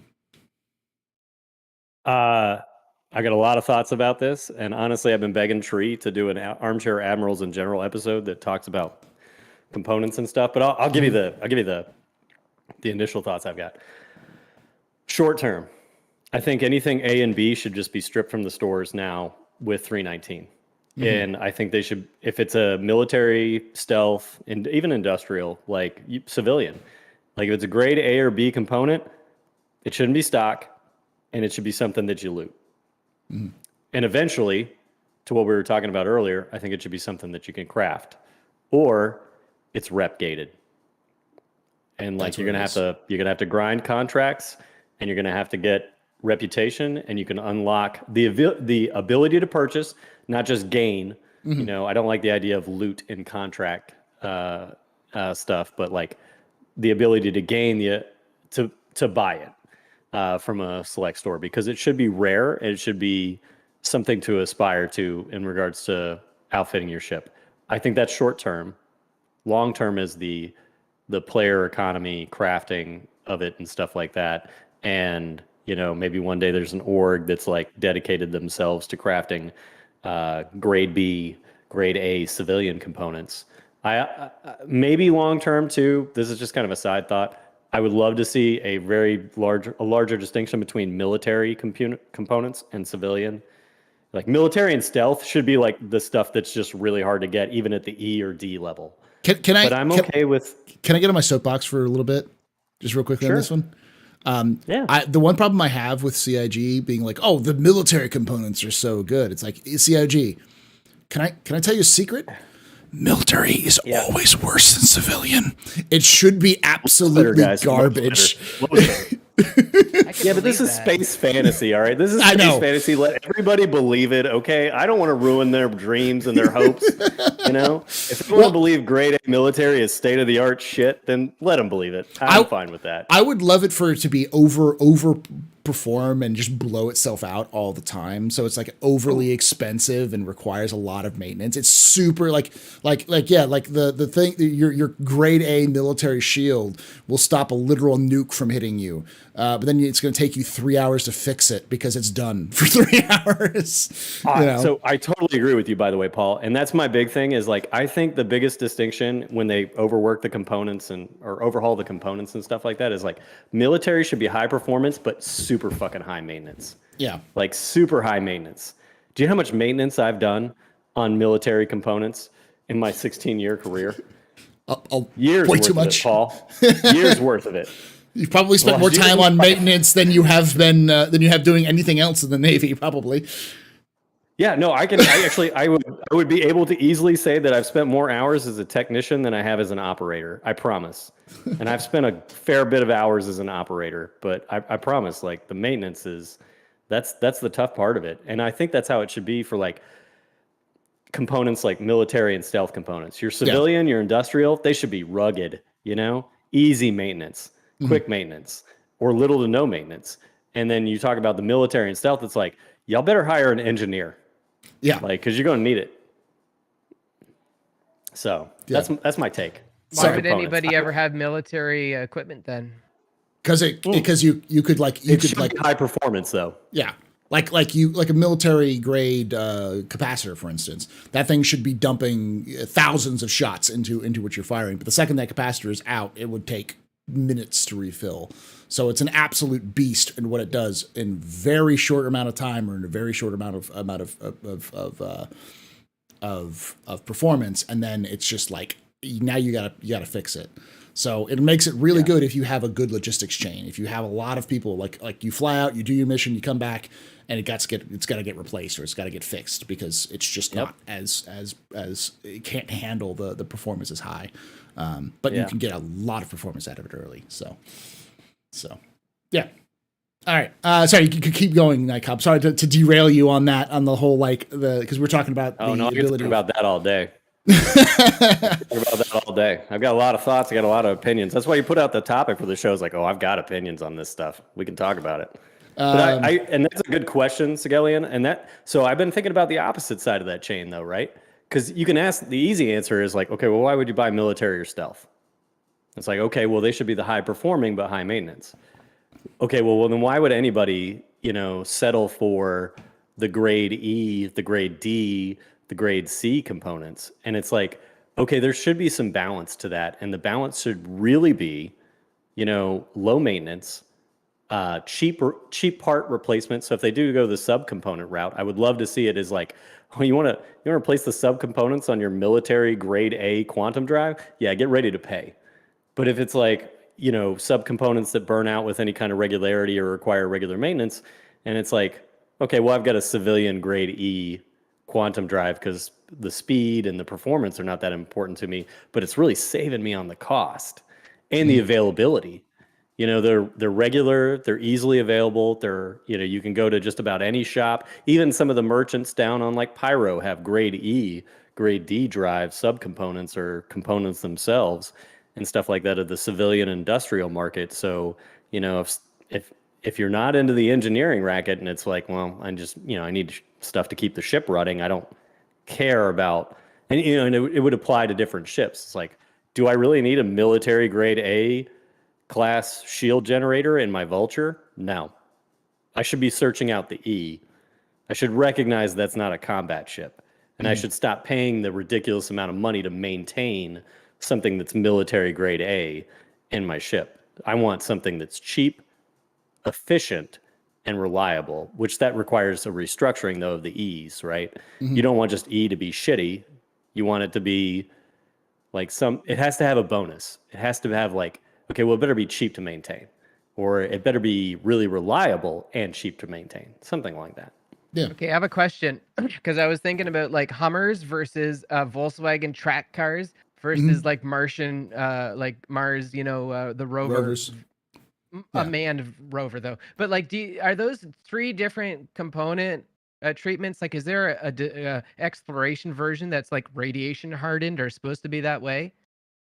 I think that's where the modding comes in. I think that's where like subcomponents and the crafting would come in, where like you buy this Atlas quantum drive and you can just like crack it open and pull out some subcomponents and put in some like radiation hardened subcomponents or things that make it more efficiency, something that allows you to customize your drive to the job you want it to do. And I think that also would be another thing, like military would be less customizable, but performance would be more customizable because it's all about, pulling every inch of what you have for that civilian performance into an engine or like absolutely dripping everything out. I wonder if there would be military actually should be the least customizable. Yes. I think sport or competition should be the most customizable. That's what I was saying. Because that should be its niche. Oh, I'm sorry. I misheard you there. Sorry. Yeah. Military should be like strict. You got rules. I got manuals that don't allow me to deviate. Yeah. You must pull one thing, kids. you need to pull this wire out and put it back in, and if it's not yellow, the thing knows and it explodes. Kind of situation. Exactly. Yeah. All right, so Galen, same question to you. What are your thoughts on the whole like not being able to find the like high level A and B components, not being able to purchase them because they plan to eventually remove them out of the game? They said that at the Con 42 Q&A. So okay, I didn't know that. I was going through Board Gamer's notes on this. I didn't know about that. So that's a TIL. Bummer. Well, I guess here's one thing. There's going to be a market because I'm still going to get my components. I'm going to buy them through somebody on Twitch probably. So I don't know if they're going to charge me an arm and a leg, but good for them. Someone's going to have a niche. That's cool. I think gameplay. Yeah. CIG is always about bringing people together. Their big thing is trying to bring people together. Sometimes it's to trade, sometimes it's to shoot each other, sometimes it's to go for a drink, sometimes it's to stab each other in the back. But CIG loves that sort of gameplay. So I do think that the best route for that would be reputation gated, in my opinion. Like you need to have a good reputation to be able to purchase it. It's like, can you just walk into any auto parts store and buy materials from, the racing team that's meant for Ferrari? That's not going to happen. Like, you can't go into your auto zone and buy like NASCAR rated equipment for their specific cars. And you shouldn't have the same thing in Star Citizen. Like, you want to have a grade A military thing? Well, you better know somebody in the UEE. Or if you have a grade A performance, do you know somebody on the Origin race team? Because it's the only way you're getting it. So that sort of thing. Yeah. I love that idea. And I think we're all looking for that. Like, I want the day when, and of course, I'm obviously in a lot of Star Citizen Discords. I want the day when I can punch into any of those or all of those at the same time. Thanks for calling me out again, by the way, Paul. Hey guys, I'm looking for a competition, A grade power plant. I don't have the rep. I'm just now getting into the racing scene. Anybody want to help me out? I'll pay good money for it, But we all want that. Like, because, if I focus on the grinding bounties and bunkers, and I've built up a lot of mercenary rep and a lot of security contract rep, and therefore I've gotten access to certain weapons and certain armors and certain, shield generators and military spec gear and stuff like that. Like, I am then viable to the player that was previously an industrial player is like, you know what, I might dip into this combat assist beacon thing here. You got any leads on some good gear? Like, yes, I do. We all want that. Like that's value. And that not only that, but it provides an interaction both in and out of game that I think CIG is looking for that's going to help bring this universe together in a big way. So the sooner, in my opinion, that they start taking gear out of the shops and making it more limited, just like they did with railguns, just like they did with the poor misunderstood Animus missile launcher, which is completely and utterly ineffective right now. But that's a side point. We'll leave that on the table. But just like those things, like we're at that point, I feel like in the game, especially with 319 coming up with the ability to tractor stuff off of ships. It's like, okay, time to take some stuff out of the availability chain. You don't need to just have us all with free access to these things anymore for testing, in my opinion.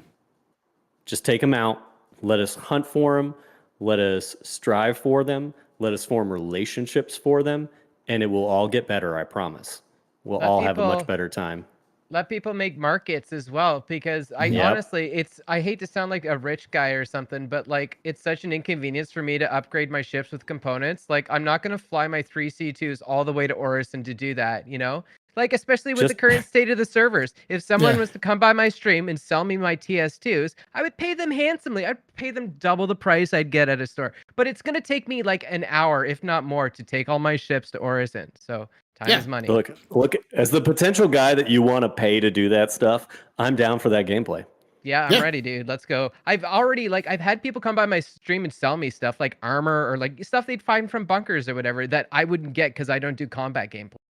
Well, I've always said, because I want to run a bar and game, which is my only thing is if you find rare booze in the verse, just give me first bid. That's all I ask. That's cool. Yes. Are you still doing the AstroPub? I haven't done it recently, but I've been because the game's been in a bad state. But I plan done a pub crawl in a long time. I want to go on the next pub crawl. Yeah, well, we'll do one for 319 because it's it's for 319. We'll do that. That's what I'm saying. This is how I ingratiate myself to the Star Citizen community. By the way, I invite myself to things. Invite myself. You're welcome. You're welcome. Yeah. Paul stream. That's how it happens. The yacht club. I'm here now. You can't get rid of me, guys. I also realized something, which is now that the like grade A and grade B will no longer be, if they're no longer available, you know where they're going to be. They're going to be on Rex, so you can just go pull them off of Rex. Good. And my thought, because that's the other thing I want to do is be a smuggler. Is I got a grade A. Don't ask me where I got it, but I got a grade A. You want that? I got it. Just don't ask a lot of questions. That's a great story in Star Citizen, and that's what we're all hunting down. Yeah. Like, we all want those stories of, like, you know, when somebody comes on board your ship and you're like, man, this ship is it's got a lot of capacitor strength. And it's like, yeah, I got a grade A military power plant in this thing. You're like, how'd you get that? Oh, great story. Ran into this drunk bartender. Right? I don't know how he got it. I don't know how he got it, but he offered it to me for a reasonable price, believe it or not. And I bought it from him. I don't care if it's that story. Yeah. Like, I really don't. Or if it's random Nine Tails wreck that I ran across in an asteroid field, and you wouldn't believe it, what they had on that ship, and I just took it. Like, that's all good stuff, and we all want that in Star Citizen. So the sooner they put that in, I feel like the bigger win it is, in my opinion. So yeah. All right. Pie versus Cake asks, what's your thought on the delivery of being able to spawn ships in ships, Ursa Rover and 600i, etc.?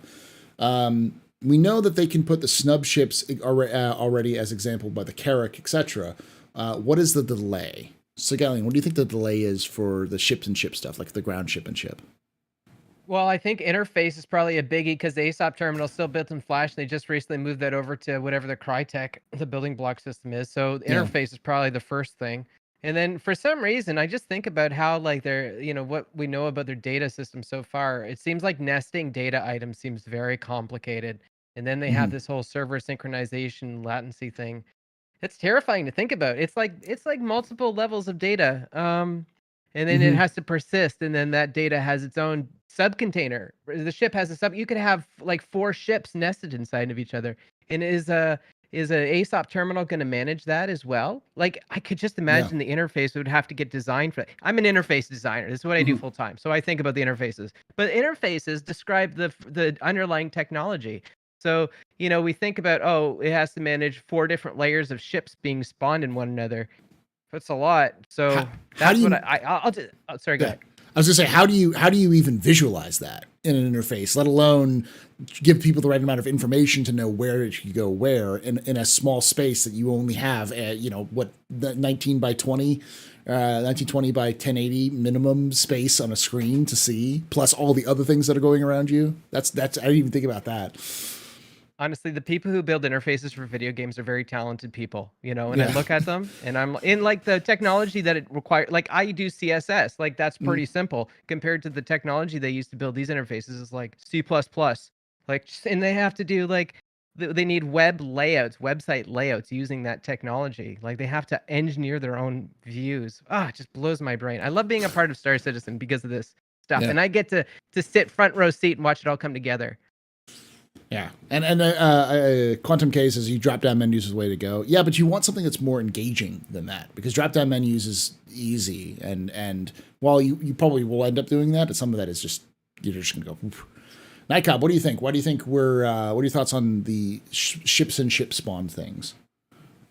All right, first off, I got to say, you guys started talking for a minute there, and so many big words got used that I realized I was so out of my depth. And I was like, Sorry about that. For somebody trained in like nuclear physics and like reactor theory and stuff like that, I was like, Sigelian just made me feel really stupid. Listen, when I don't know how to engage in this conversation. When you talk about military stuff, I feel the same way, just so you know. Fair enough. Yep. Well, I mean, that's just like an environment thing. But anyway, so Same. I got stuck because, the person that asked was pie versus cake. Pie, by the way. And that was where you lost me after that. I was so stuck on like, what is it? Is it pie? Is it cake? I don't know. I like pie a lot better. There's a lot of pies I like better than cake. Anyway, I'll jump back. I'm joking for the most part. The spawning ships within ships. I'm trying to figure out why. Like legitimately. Like, do we want that? And how do we want that? Oh yeah. We do. I would say you need it for some things. Like for instance, a Carrack. You'd want to have the ability to have your rover preloaded into the Carrack to let you go out on an expedition. Because are you going to drive a rover into a hangar and into that ship? That's not going to happen.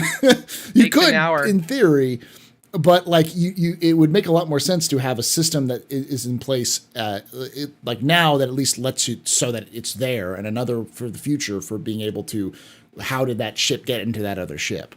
So just to be clear, what we're talking about is initial spawn from a landing zone or similar location. Yeah. Not the ability to spawn a ship within a ship simply because you own a ship with a spawnable hangar, docking port, whatever. Yeah. I don't think that's ever going to happen with CIG. I think there's some people who think that's going to happen, but I don't think that's ever going to happen. But see, I don't, and that would go back to the. Do we want that? Because I think a lot of us are looking for that diegetic, like, I don't want my Kraken to have, and I'm not saying I want a Kraken to be honest with you, but I mean, like, you get the idea. I don't want my Kraken to have the ability to just spawn Buccaneers on its surface. Like, I want other people that I know to show up in their Buccaneer, land it on the landing pad, and it stays there, and it persists. I don't want to spawn it with those ships on there by default. So, and I don't want the ability to do that in deep space because that would really feel weird. Yeah. And, that kind of goes contrary to the immersion level that they're seeking. So I don't know. I just had to clarify. I wasn't sure what we were talking about. I agree. Again, big words were used and I disconnected for a hot minute. I was like, he used things like interface and a bunch of other nerd talk that I didn't understand. Nightcop heard us talking and was like, do I like cake or pie? That was the response. Pie. It took me a hot minute, guys, but I came up with pie in the end. If you were interested, technically pizza is also a pie, so I would agree with you. Yes. Yeah. You're right. I'm a big fan of Apple, by the way. I hope we have that future. Honestly, like I hate that we have to use these spawning things. So I think you're right. I hope we have that. Yeah. I would personally just like the ability to, like, say, a Carrack comes with a rover and the Pisces, that when I'm pulling my Carrack out for the first time, it already has those things in there. It's just like kind of like the Constellation, where it has the Merlin already attached. It came with the ship. It should be there, kind of thing. Now that I agree with. Don't get me wrong. I didn't want to counter that point. I totally agree. Initial spawns, landing zone area. If you have the vehicles, and you can spawn them within, I think that should be a thing. Because it's basically telling like the guys that work at the loading docks, like, hey guys, can you put that in there for me? Like I'm gonna drive that tomorrow. You can put that thing in there, right? Yeah. I'm not gonna do it myself. I don't want to do it myself. I'm paying you to do that. Okay, all right. We're gonna do it that way. Exactly. You know, it's like having the dealership. You bought a custom kit for your car at the dealership. It'd be like the dealership being like, "Here's a box. Good luck, son." You know, like, no, I paid for the custom, please. That's why I paid you. I paid for the options. I expect you to put them in the car. Yes. All right? It's not a do-it-yourself later thing. Next question comes from Minty Fizz, who asks, speaking of working in volcanoes, what sort of environmental hazard in resource-rich areas would you like to see included in Star Citizen? Seg? I think I'm such a romanticist of Apollo era and going on the moon. And I frequently listen to the recordings, like every day I listen to the recordings. And I look at the space rocks, and they're so beautiful. The rocks they extracted from the moon, and like heavily radiated, right? And all of that stuff is up there. It's so dangerous on the moon, but they had all that protection. But the coolest stuff was up there, like stuff that exists we can't have in our atmosphere exists up there. So being in a heavily irradiated area, I think will be very fascinating, and the type of commodities or elements that we'll see up there, I think it'll be very fascinating. Nightcap? Ooh, he hit the nail on the head for me. I'm all big about like radiation, solar flares, like that has to be a thing. Because it's a big thing that we actually deal with in terms of, and you nailed it, Scallion, on rarity of materials. Like you think about what uranium and plutonium and the other elements that are naturally radioactive, have long half-lives. They're very valuable. Like there should be, but they include an element of danger in their value. It's inherent in their quality. And what you should recognize, or at least what CIG should take advantage of, is when you go to a system that is like, and that's why I love Pyro, right? Pyro's got solar flares, solar radiation, extreme levels. Like you have to be able to go there and know like this is a risky place. It's naturally dangerous, but because of that, it is naturally going to reward me more for the time that I spend here if I can survive. And I think that's a huge thing. They have to utilize that, and it'll feel diegetic. Like that's a thing that we deal with in the real world.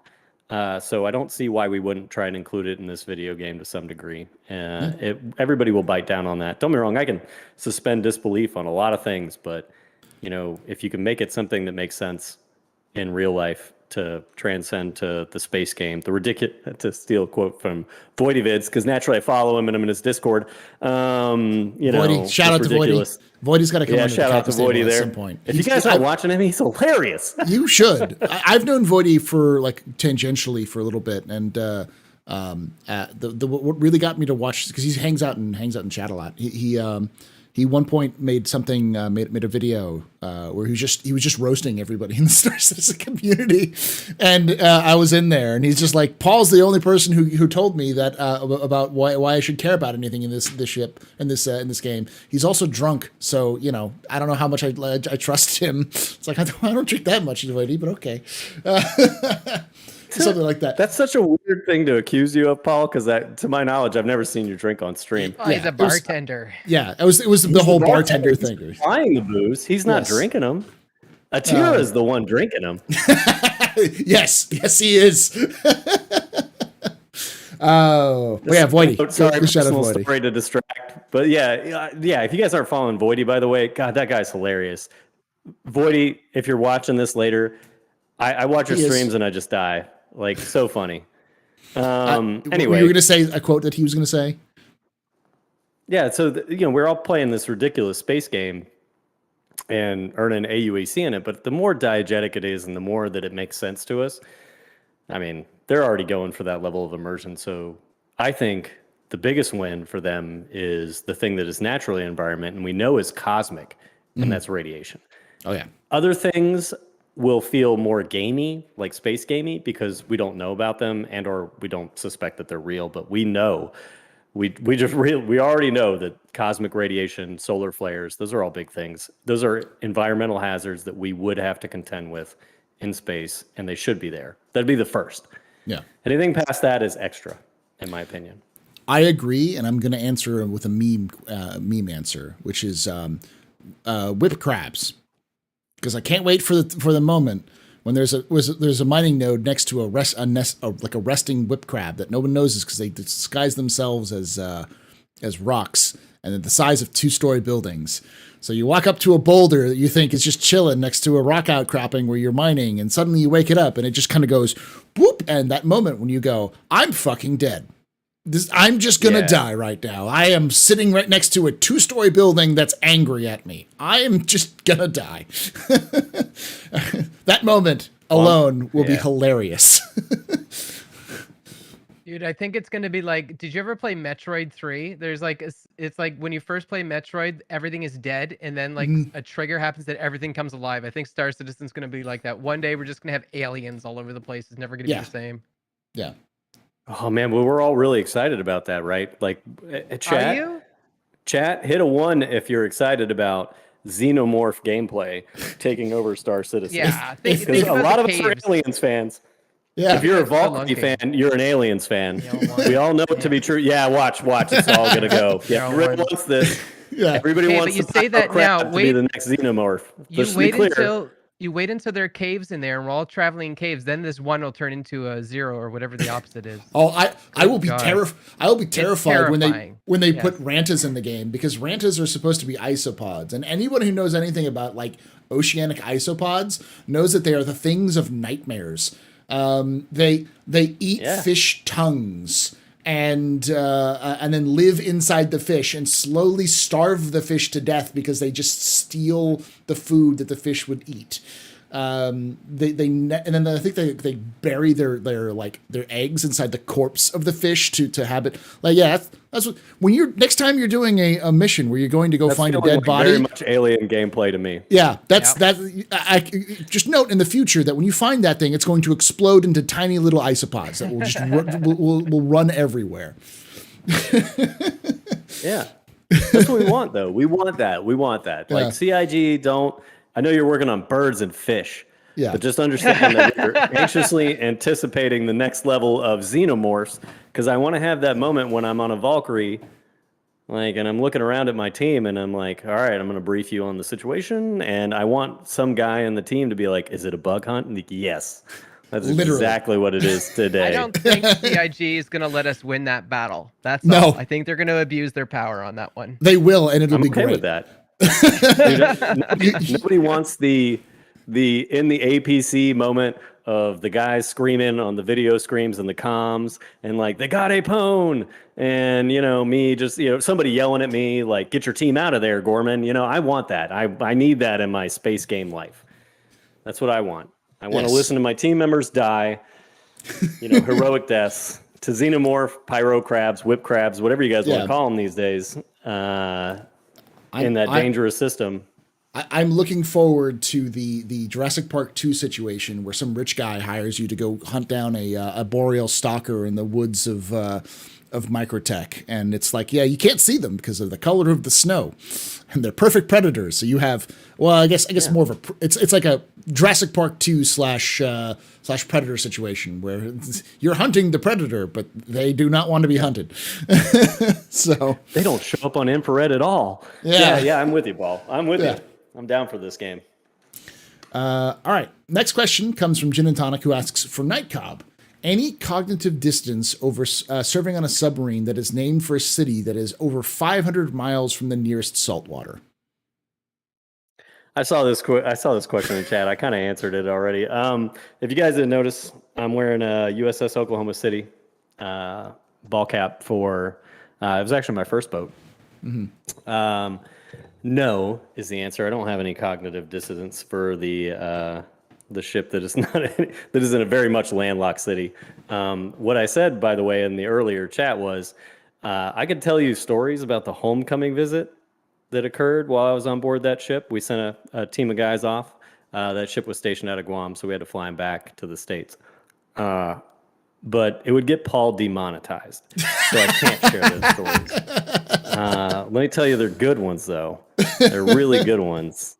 I heard the mayor and a bunch of the Oklahoma City residents were really, really nice to the sailors on my boat that got to do the homecoming trip. I was not one of them, so it's all secondhand stories.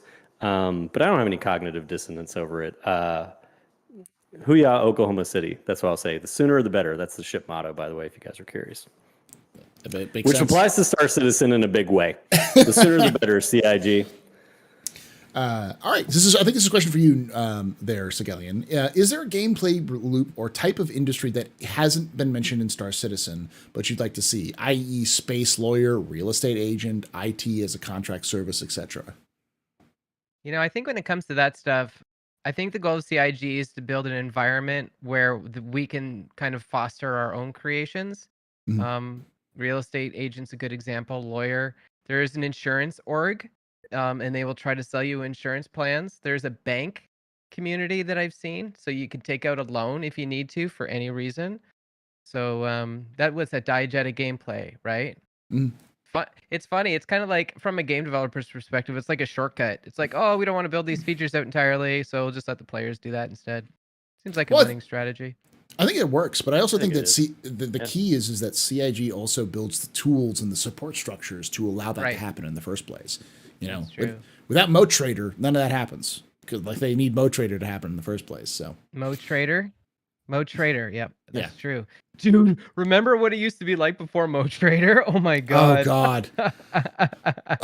You had to take out a beacon, and then someone had to accept it, and they had to quickly accept it, and then you could end the contract and get them oh god, it was such a terrible thing. I remember there was one patch where they would have to stand on your ship grid for the transaction to actually occur. So we'd have to get everybody to the pad.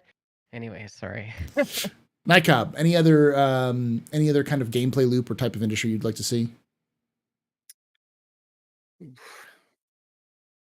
No, honestly, I don't want to add anything to the list. To the list. It's pretty long, hey? And by the way, you mentioned the lawyer and the insurance orgs. I'm totally okay with those remaining in the player's hands. I do not need them to be in Star Citizen. Well, what I love the idea. Be? What shouldn't be? Yeah. What shouldn't be in the player's hands? Honestly, the lawyer org is one of those things that's like, I haven't joined it. I know Paul accused me of joining a bunch of SC Discords. That one has escaped me. If anybody does know what it is, though, if you could put it in the chat link, I'd appreciate it. Thank you. But for reasons. But like, I don't know what value that's. Wow, I know what value it's going to provide. I question the purpose. I question the what's the word I'm looking for when you don't want things to be biased? Unbiased ability, is that a word? I don't know, guys. Guys, I'm enlisted. I don't even have a college degree. If that's not a word, somebody let me know. I don't even know the intent. There we go. Thank you, Sigelian. Sigelian's a smart one in this. Jaded said it. Besides you, Paul. Chat. Thank you. Oh yeah, you stole it from him, kind of. Yeah, the intent of an org like that. Like, don't be wrong. I think it's cool that it exists, but I think the law system should not need that. So no, it's maybe that might be the answer to your question. Is like, well, I would really like the law system to be a little bit more fleshed out, so that there's not a need for something like that. But at the same time, like, I'm totally okay with that being in the player hands and definitely not in the game's hands. So the law is very biased, though. It is very biased. Are you talking about real life? Or are you talking about in the ridiculous space? In the game, because each location has its own definition of law, so it's incredibly biased. Yeah, like for instance, there are certain substances like ETAM which are legal throughout the UEE, but are illegal in other places, and even in Stanton, where you can't sell them. So, though you can sell them anywhere at an illegal location, so it's fine. But that's the kind of concept. Like, they have that a great example, Lorville, you cannot have weapons in Lorville. Like, right now, the reason why we're walking around like we're strapped to the nines, like we're about to assault, Utah Beach, is because is because the systems in place are not in there yet. But like come whatever 5.0, whatever, whenever CIG gets around to doing that stuff, you ain't walking through Lorville in anything but civilian clothes. You're not probably not even wearing like spacesuits because they are very authoritarian there. So, yeah. All right, next question. That's what we want, right? Yeah, that's what we want. We want the law system to be more fleshed out and bring that that immersion to a specific place. And that's why I would be like, well, I don't want that to be in a Discord. I want a lot of things to be in a Discord. Don't kick me out of your Discords, guys. Okay, I just want to mention one thing. Star Wars Galaxies had a politician's profession. And they talk about law and punishment. Isn't a politician profession just law and punishment? Aren't those the same thing? Kind of. I mean, the question I have is more of how would you implement it is the question. Like a politician profession would be like you're making decisions on the floor or with interacting with NPCs and stuff like that. And a lawyer would be, how is a lawyer going to function? Are they going to, because that also slows the gameplay down. If someone's like, I'm going to go to court and I'm going to have court gameplay. Like, how do you make that fun and engaging, or in a way that it doesn't have to be fun, but it has to be engaging in a way that would actually be helpful? Honestly, kids, we all want the Judge Dredd style of gameplay. Yeah. Like when it comes to the court system, nobody is looking for lawyer gameplay. At least if you guys are, that's on you. But for the most part, most of us are like, I'm not looking for a law degree out of this game. And what all comes with that. But I'm happy to be, Sly Stallone or Carl Urban in the, judge, jury, executioner style of bounty hunting. Like, I'm down with that. We're all down with that. So I don't know. I take a pass on the lawyer style of gameplay. It's too complicated. This game is complicated as it is. Yeah. And we don't need to add 5 years to development. I just think about in World of Warcraft, like, because they make everything so extra. Are there like divorces in World of Warcraft? Oh, yeah, you can get married in those games, can't you? Yeah, you can get married, but can you get divorced? And therefore, do you need a lawyer? How are assets divided? God, guys, I deal with a lot of sailors on board. I've never played WoW, but I hear about it, and you guys just escalated the level of knowledge that I had about WoW to a new degree. I'm board. I'm gonna walk into a space tomorrow and I'll be like, did you guys know that you could get married and divorced in WoW? And I know the kids are gonna look at me and be like, yeah, you're just now figuring that out? Where did you hear that? I don't know if I know there are other MMOs where it's possible. I don't know if it's in WoW. You can because you used to be like there's a lot of like Japanese MMOs that they have that, and like Asian MMOs, like the South Korean MMOs and Chinese MMOs, they have that sort of system in there. So I don't know if it's in WoW or not. I could be wrong. Well, yeah, but that's like the game idea though. And those, yeah, like, WoW, it's like an afterthought, I imagine. I don't know. Ultima Online, okay. Fable. I've been to so many weddings in Ultima Online, and I remember all of them. They're treasured parts of my life. But yeah, I could. Damn, y'all, I'm gonna have to get into WoW and Ultima Online here. I'm missing out. Oh, Ultima Online, 20 years old. It's dead. It's dead. It died. It's not dead. Did you say that on stream? Yes, I'm going to say it. That's not true. I'm only saying that so that I can get more comments in the comments section of people being mad about me saying that. Thank you for saying that. It's not. I know it's not true, but it's an older game now.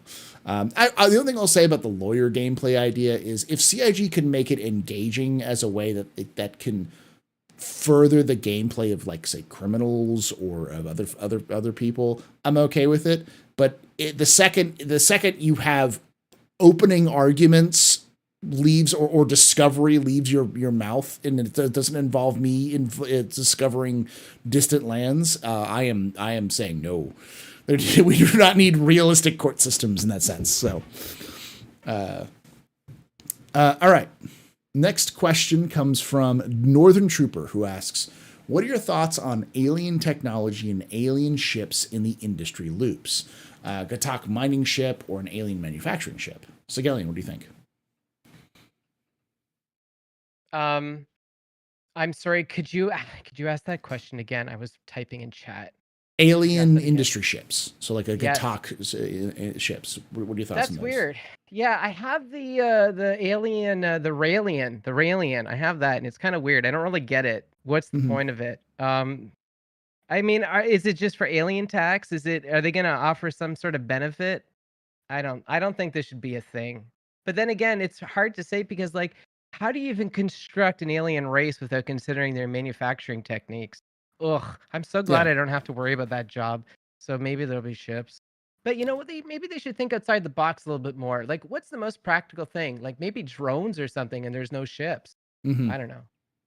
I mean, yeah, I'm with you on that one. I don't know how that would work, and I don't think CIG wants to open that Pandora's box quite yet, because that's just that's a nuts idea. It's like how would an alien build a ship? It's like I don't know. We don't even know how humans build spaceships. This is the 30th century. Like what are we like? You're expecting me to figure out how an alien whose culture doesn't really exist would build a ship? You know? Yeah, we're still melting launch pads, kids. Like we're not even there yet. All right, we're still melting launch pads. We'll get there. All right. Yeah. I'm not saying we won't get there, but we're a long ways off. So kudos to the guys that are designing what, multiple centuries in the future where we are trying to do as the human race. So God forbid, like how we think about the alien ships. I'm with you on that one. Yeah, that's a tough one. I think CIG is going to wait for that one. I think that's what it is. I think CIG is waiting. Yeah. I know a lot of people want it, but it's like I think CIG wants to wait until they know more of what those species will be like in game. Like the Banu, the Xi'an, and such.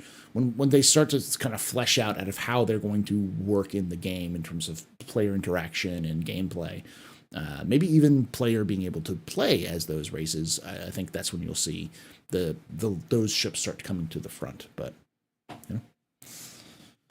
all right, let's go to the next question, which is. What will the last gameplay loop or industry be introduced to Star Citizen, and why is it farming? I knew that was the answer. No, I'll tell you. The actual last gameplay loop is going to be exploration because CIG doesn't know what exploration even means. What do you think the last gameplay loop is going to be there, Night Cobb? But you know what it means, Paul. Yes, I do. I've said it so many times before. I know you have, and you're absolutely right, and nobody wants to accept it. It's going to... Hey, kids, do you want to be an explorer? Do you want to chart distant worlds? Do you like maps? Because that's what you're going to be doing. Scanning and updating maps. Because that's all that exploration is making maps. Well... Paul, I've always wondered. Thank you for explaining that. Thank you. Paul, have you seen The Truman Show? Yes. You know that scene when young Truman stands up in class, and it's like the class moment of the teacher, like, what do you want to be when you grow up? And he's like, I want to be an explorer like Magellan. And she like brings down the map and she looks at it and she's like, yeah, well, too bad because everybody's discovered it all. That's not a thing for you. Yeah. And like that, you are habitually like that on stream, and I appreciate that because it's like, I want to discover jump points, and you're like, that's not going to be a thing. Like, let's get that out of the way right now. I know it's hard for you to accept, but it's not a thing, and it won't be a thing for most of you, if any of you. So we should just get real about that. What you might get, and I love this, is like you might get a river or a mining deposit. Or, a wreck that nobody had found previously on a big planet that nobody had just like decided to drive in one direction for a given period of time. You might get that. I don't think you're getting jump points. I'm sorry, kids. Yeah. Honestly, you know what the truth of that is, though? Exploring is a thing in game right now. Does everybody know exactly where all the rivers are that hasn't data mined the current patch? I mean, even if you've data mined the current patch, have you visited all of those rivers? Like ever? I haven't. Yeah, I haven't visited one. So, yeah. I agree with Tree. He says it's largely finding resources. Go explore planet, moon, asteroid belt, gas cloud, and you find concentration of resources or cool landmarks like rivers. And I'm down with that. That is cool exploration gameplay in my mind. And this idea of like charting new jump points and shit like that, and new star systems. I'm sorry, they're already bespoke. They've made it very clear. And whatever they promised 10 years ago, their game has evolved, and we're just all going to have to get used to that. I still think you're going to have a lot of fun. I think exploring if you're a cartographer or if you're a surveyor and they say, "Hey, go down to this planet and survey this area." You're going to go walk through like jungles and savannas and climb up mountains, and you're going to sit there and you look at the area around you and be like, "God damn, this game is beautiful." And that's what you're going to do. And you might while you're doing that job, you might run smack dab into the middle of a tiger and be like, fuck, and run your ass away. Or you might run into a family of space cats, space koalas, or space, not koalas, koalas are evil, into like a family of space sloths who are just chilling in trees. And you'd be like, this is adorable and cute, and I love this.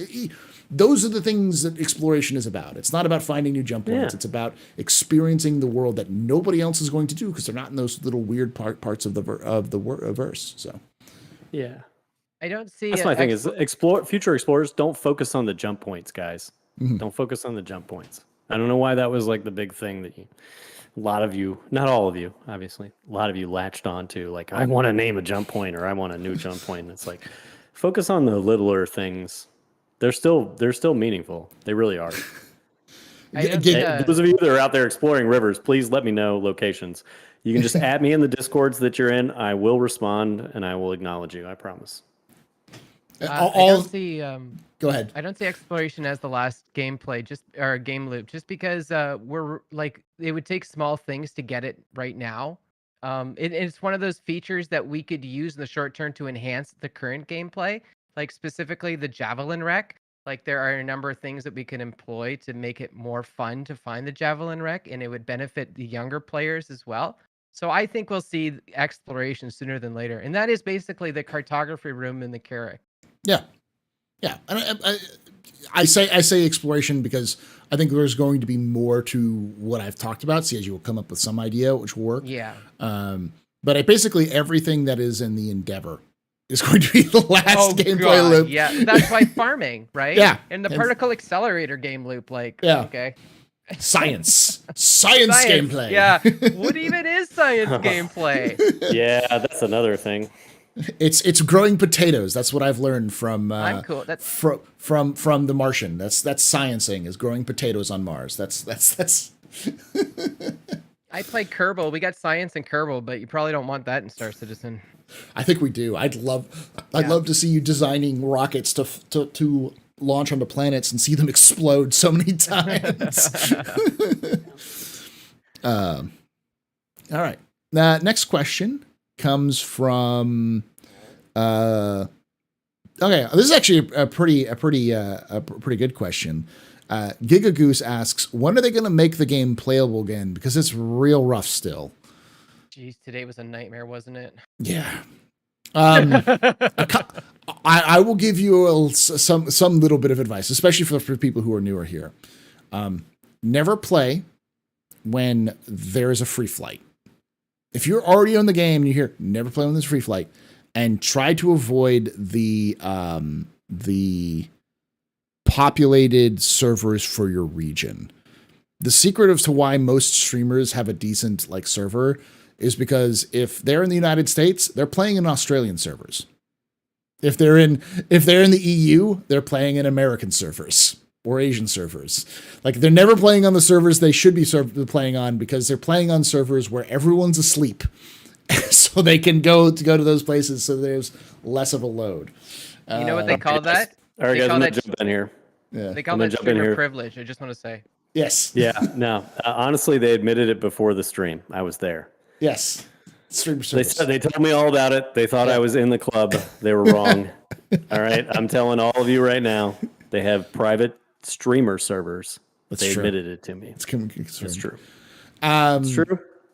But yeah, and someone says it's not. If you believe me, it's people said it's not a free flight. Yes, but the point being, it's on the weekends, which is the highest, the most people are playing, trying to find servers that are not heavily populated, which is hard, but it's still possible. But even then, you're still not going to have you're going to have problems. I I don't think we're going to see the game be in a better playable state in 3.19. I hope I'm wrong. Definitely not. Yeah, it's just new technology. Better.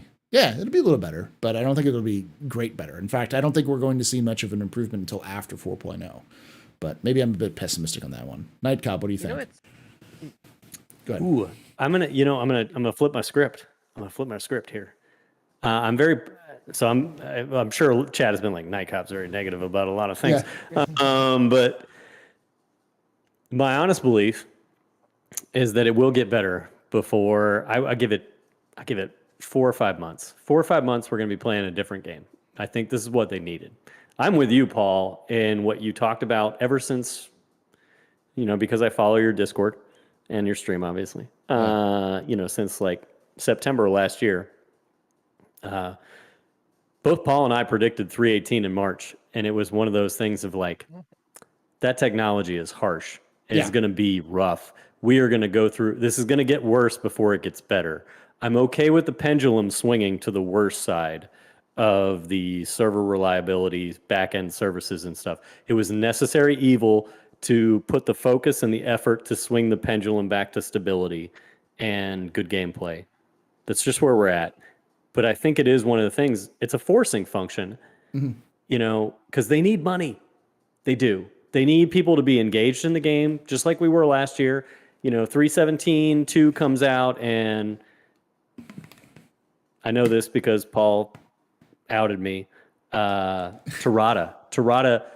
dumps a 30-second Twitter short of him strafing over the Bengal, and then the Bengal like obliterating an A2, and this just incredible display of amazing graphic fidelity and space combat and stuff like that. And people were like, "What space game is that?" Yeah. And everybody's like, "That's Star Citizen, bro."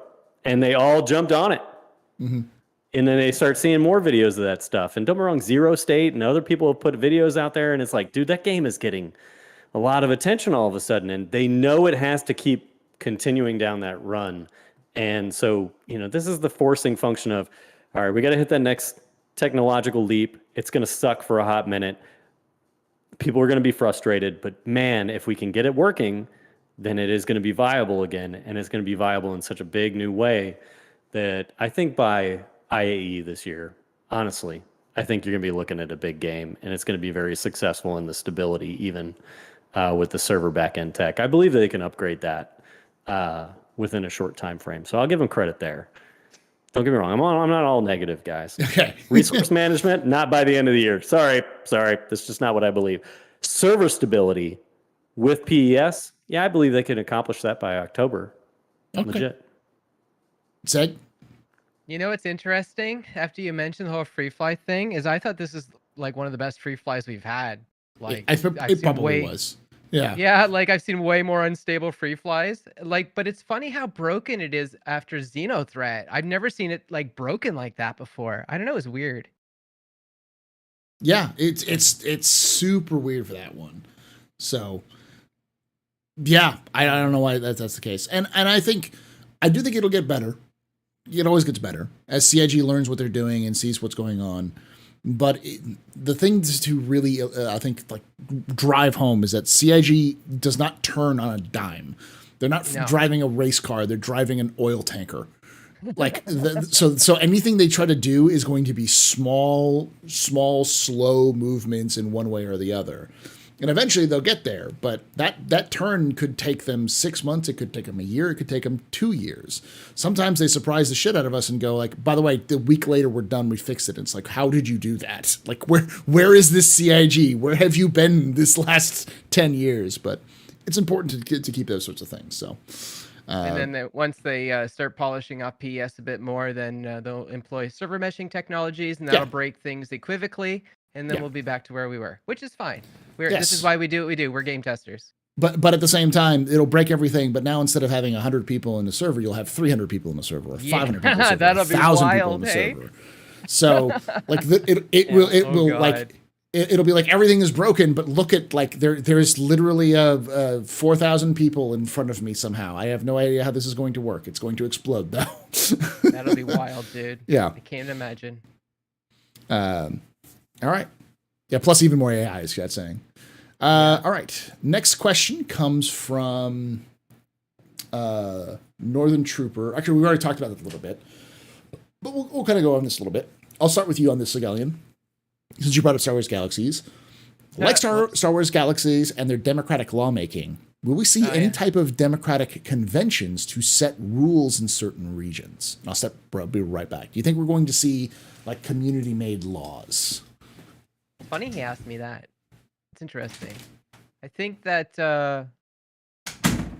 comes back to real estate, doesn't it? And like us owning property and us managing the property. I really hope that CIG lets us build our own tools when it comes to democratic or maybe political functions. I hope this doesn't become a toolkit within CIG, because I think that's what it'll boil down to. It'll have to be like a social network or something, and they'll have to regulate that, or we'll have to okay, here's a question. When it comes to matters of politics, how do you create new rules when you're limited by a technology? Because it seems like politics is like it's a human creation, but we play a video game, which is a technology. I think these two things are in conflict of one another. I totally agree with you. Yeah. Yeah. So, the other part that comes into that, right, is like, how much immersion do we want? Where do we draw the line at our escape, right? This game is an escape for most people, all right? Don't get me wrong, content creators, God, I love and respect you because I'm in all of your Discords. But like, it's one of those things is like, for most of us, this is not a job. Yeah. Oh, right. And it shouldn't be. Sorry. Yeah. My bad. Well, no, my but bad. I mean, but that's the kind of point thing. Like, I don't want my real life encroaching too much into my ridiculous space game. And when you start talking about things like politics and the drama surrounding politics and how those things go, like don't get me wrong, I want to be clear about this. I want a casual interest because Paul, help me out on this because I'm a relatively young backer. There was a big thing a while ago about the new emperor. Help me out, man. Imperator. Yeah. Imperator. Yeah, sorry. Just want to make sure I remember the title. What's her name again? It's Alice? Yes, it's why am I Addison. blanking on her name? Addison. Yes, Addison. Addison? Yes, it's Imperator Addison. Yes. Well, so there was a big thing, right? And I guess it was quasi end game. You got to help me with this. I'm relatively young in the game. We could vote for her. Yeah. Like I've heard people. Yeah, I heard people talking about that, and it was like, well, I'm for so and so, and I'm for so and so, and you've talked about which is Terra, new Terra, old Terra, Yeah. And it's like, I want to be casually interested in those things, but at the same time, I do not want to be like, well, I only listen to the Fox News equivalent of my space game lore, as opposed to the CNN equivalent of my space game lore, because I'm really getting enough of that in real life. Yeah. I don't need that shit in my ridiculous space game. I just want to be casually interested. So I want politics, but I do not want politics.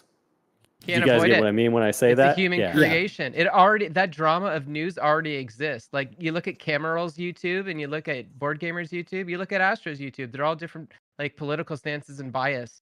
So you got a point. Sorry, I don't know. I'm smart. I do think I get what you're saying, but I also think that you also kind of want that because in game where you are is going to determine a lot of your interpretation. So like if you're hanging out in Pyro, you're gonna be hanging out with folks who don't give a fuck about the UEE. They're just like, fuck this place, it sucks, fuck you. Like they're just going to be absolutely upfront. They're going to be absolutely crass. It's going to be, kill or be killed. And like as a player, you're going to get so used to that when you come back into Stanton, it's going to be like you're going to have to resist the urge to just pull out a gun and shoot somebody because they're getting too close to you, because you're just like, wow, that's just the gameplay I'm used to. This is the game I play. So I do think that's going to be the case. But with all that being said, I don't think we're going to see like democratic or political stuff outside of player controlled areas. And then it's going to be players are going to enforce rules the way they want to. And it's going to be entirely arbitrary. I don't think you're going to have the ability to make a law that people will have to abide by and it'll track you in the law system. No, I think it'll just be, did you steal this person's stuff?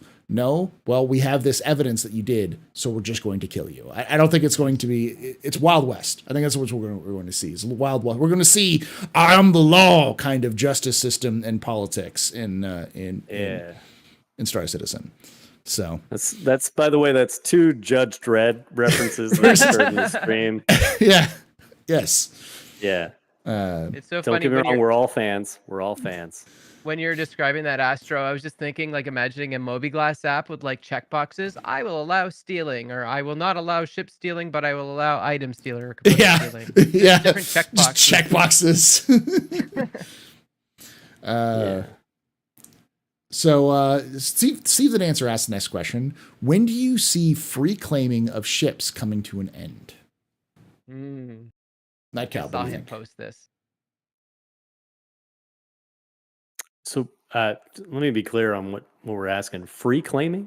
So is that what I heard? Like basically when you claim a ship right now, it doesn't cost you a thing. If you want to expedite it, it costs you something. So when are you going to start paying for your insurance, basically? Bottom line, you're paying a deductible regardless of time. Mm-hmm. When do I want to see that end? Yeah.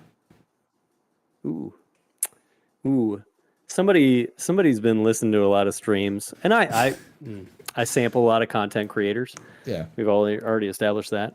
Salty Mike's got a big point on this one, and if you guys aren't following Salty Mike, you should always follow Salty Mike and all the other various content creators with regards to Star Citizen, because they offer valid opinions and everybody's worth listening to, in my opinion. It's a really great community.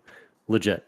I like his opinion on this game really right now, because we are a testing environment, and I accept that before chat gets angry. I understand we're a testing environment. But Star Citizen CIG has been really selling this as a live service a lot more lately within the last year.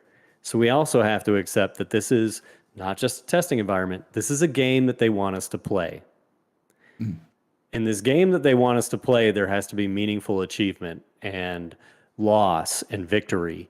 And right now, there's not a lot of loss in the system. So I'm ready, and I think we all are pretty much approaching ready on the game of, if my ship blows up and I had good components on it and, I made bad decisions, I should pay a cost for that. Especially because they just upped the starting the starting money to $200K. You can recover from that. $20,000K was a little bit different, everybody.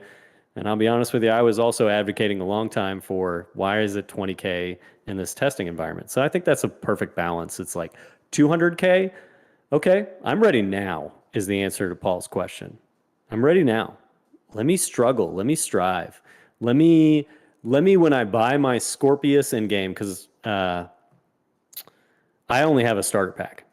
When I buy a Scorpius in game for 2.8 million AUAC, I want it to really mean something. I want that to be a landmark day in Star Citizen. And a lot of people want those things. And I think now is the time to start recognizing, okay, we're approaching the game state. We're not there yet. I got it.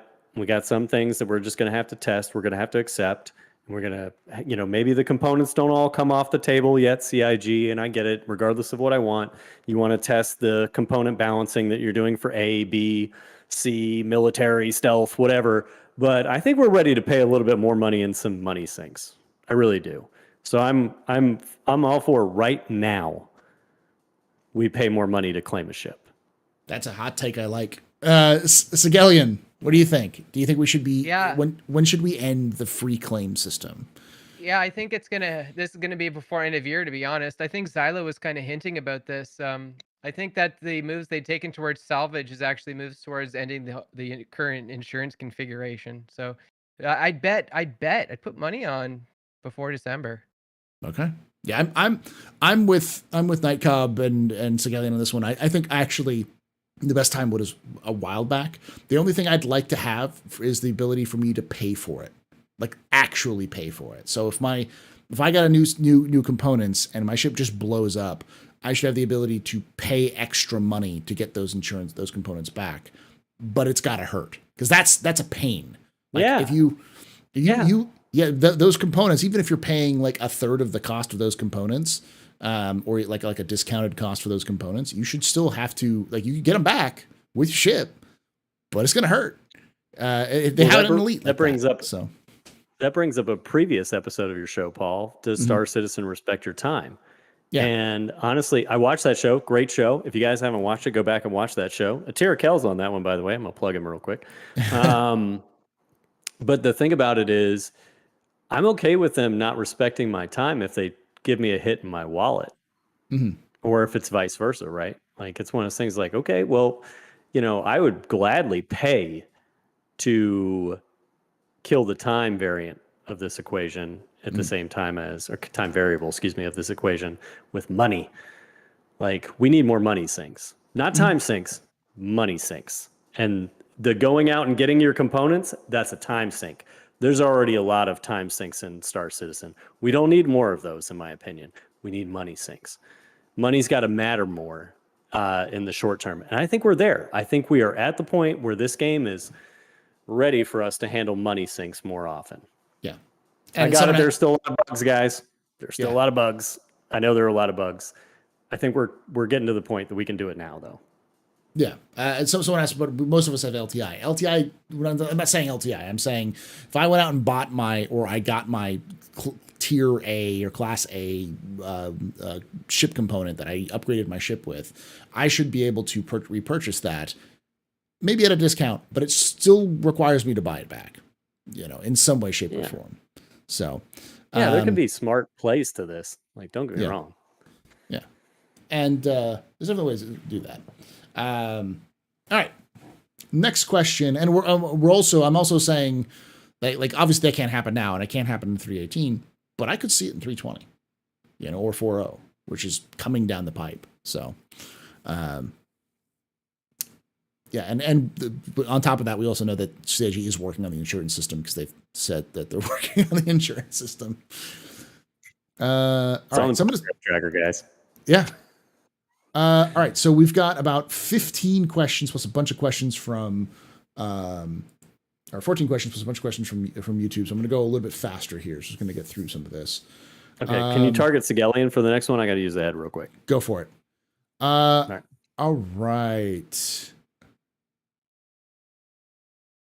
Okay, that's an interesting one. I'll answer that later. Gonna get rid of that one. All right, so the next question asks, with the ever-growing number of bombers in game, how do you see land claims, base building, and land-based industry to actually be interesting, viable, and above all, fun?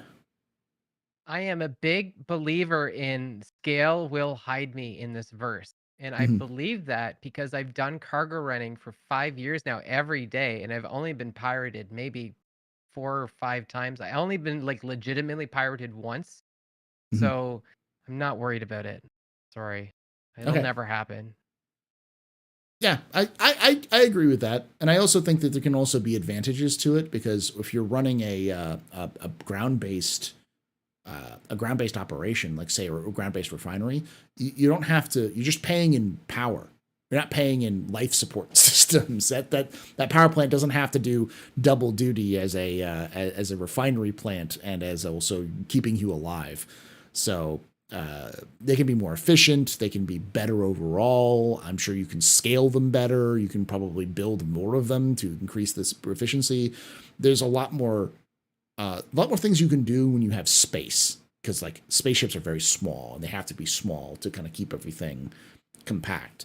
So when you have more space to spread out, you can do more things and increase production, that kind of stuff. So it's interesting that they're going to release another bomber, though. Like, I don't know much about the bomber gameplay, but with the Santok Yai coming out, I mean, what are they really going after with that?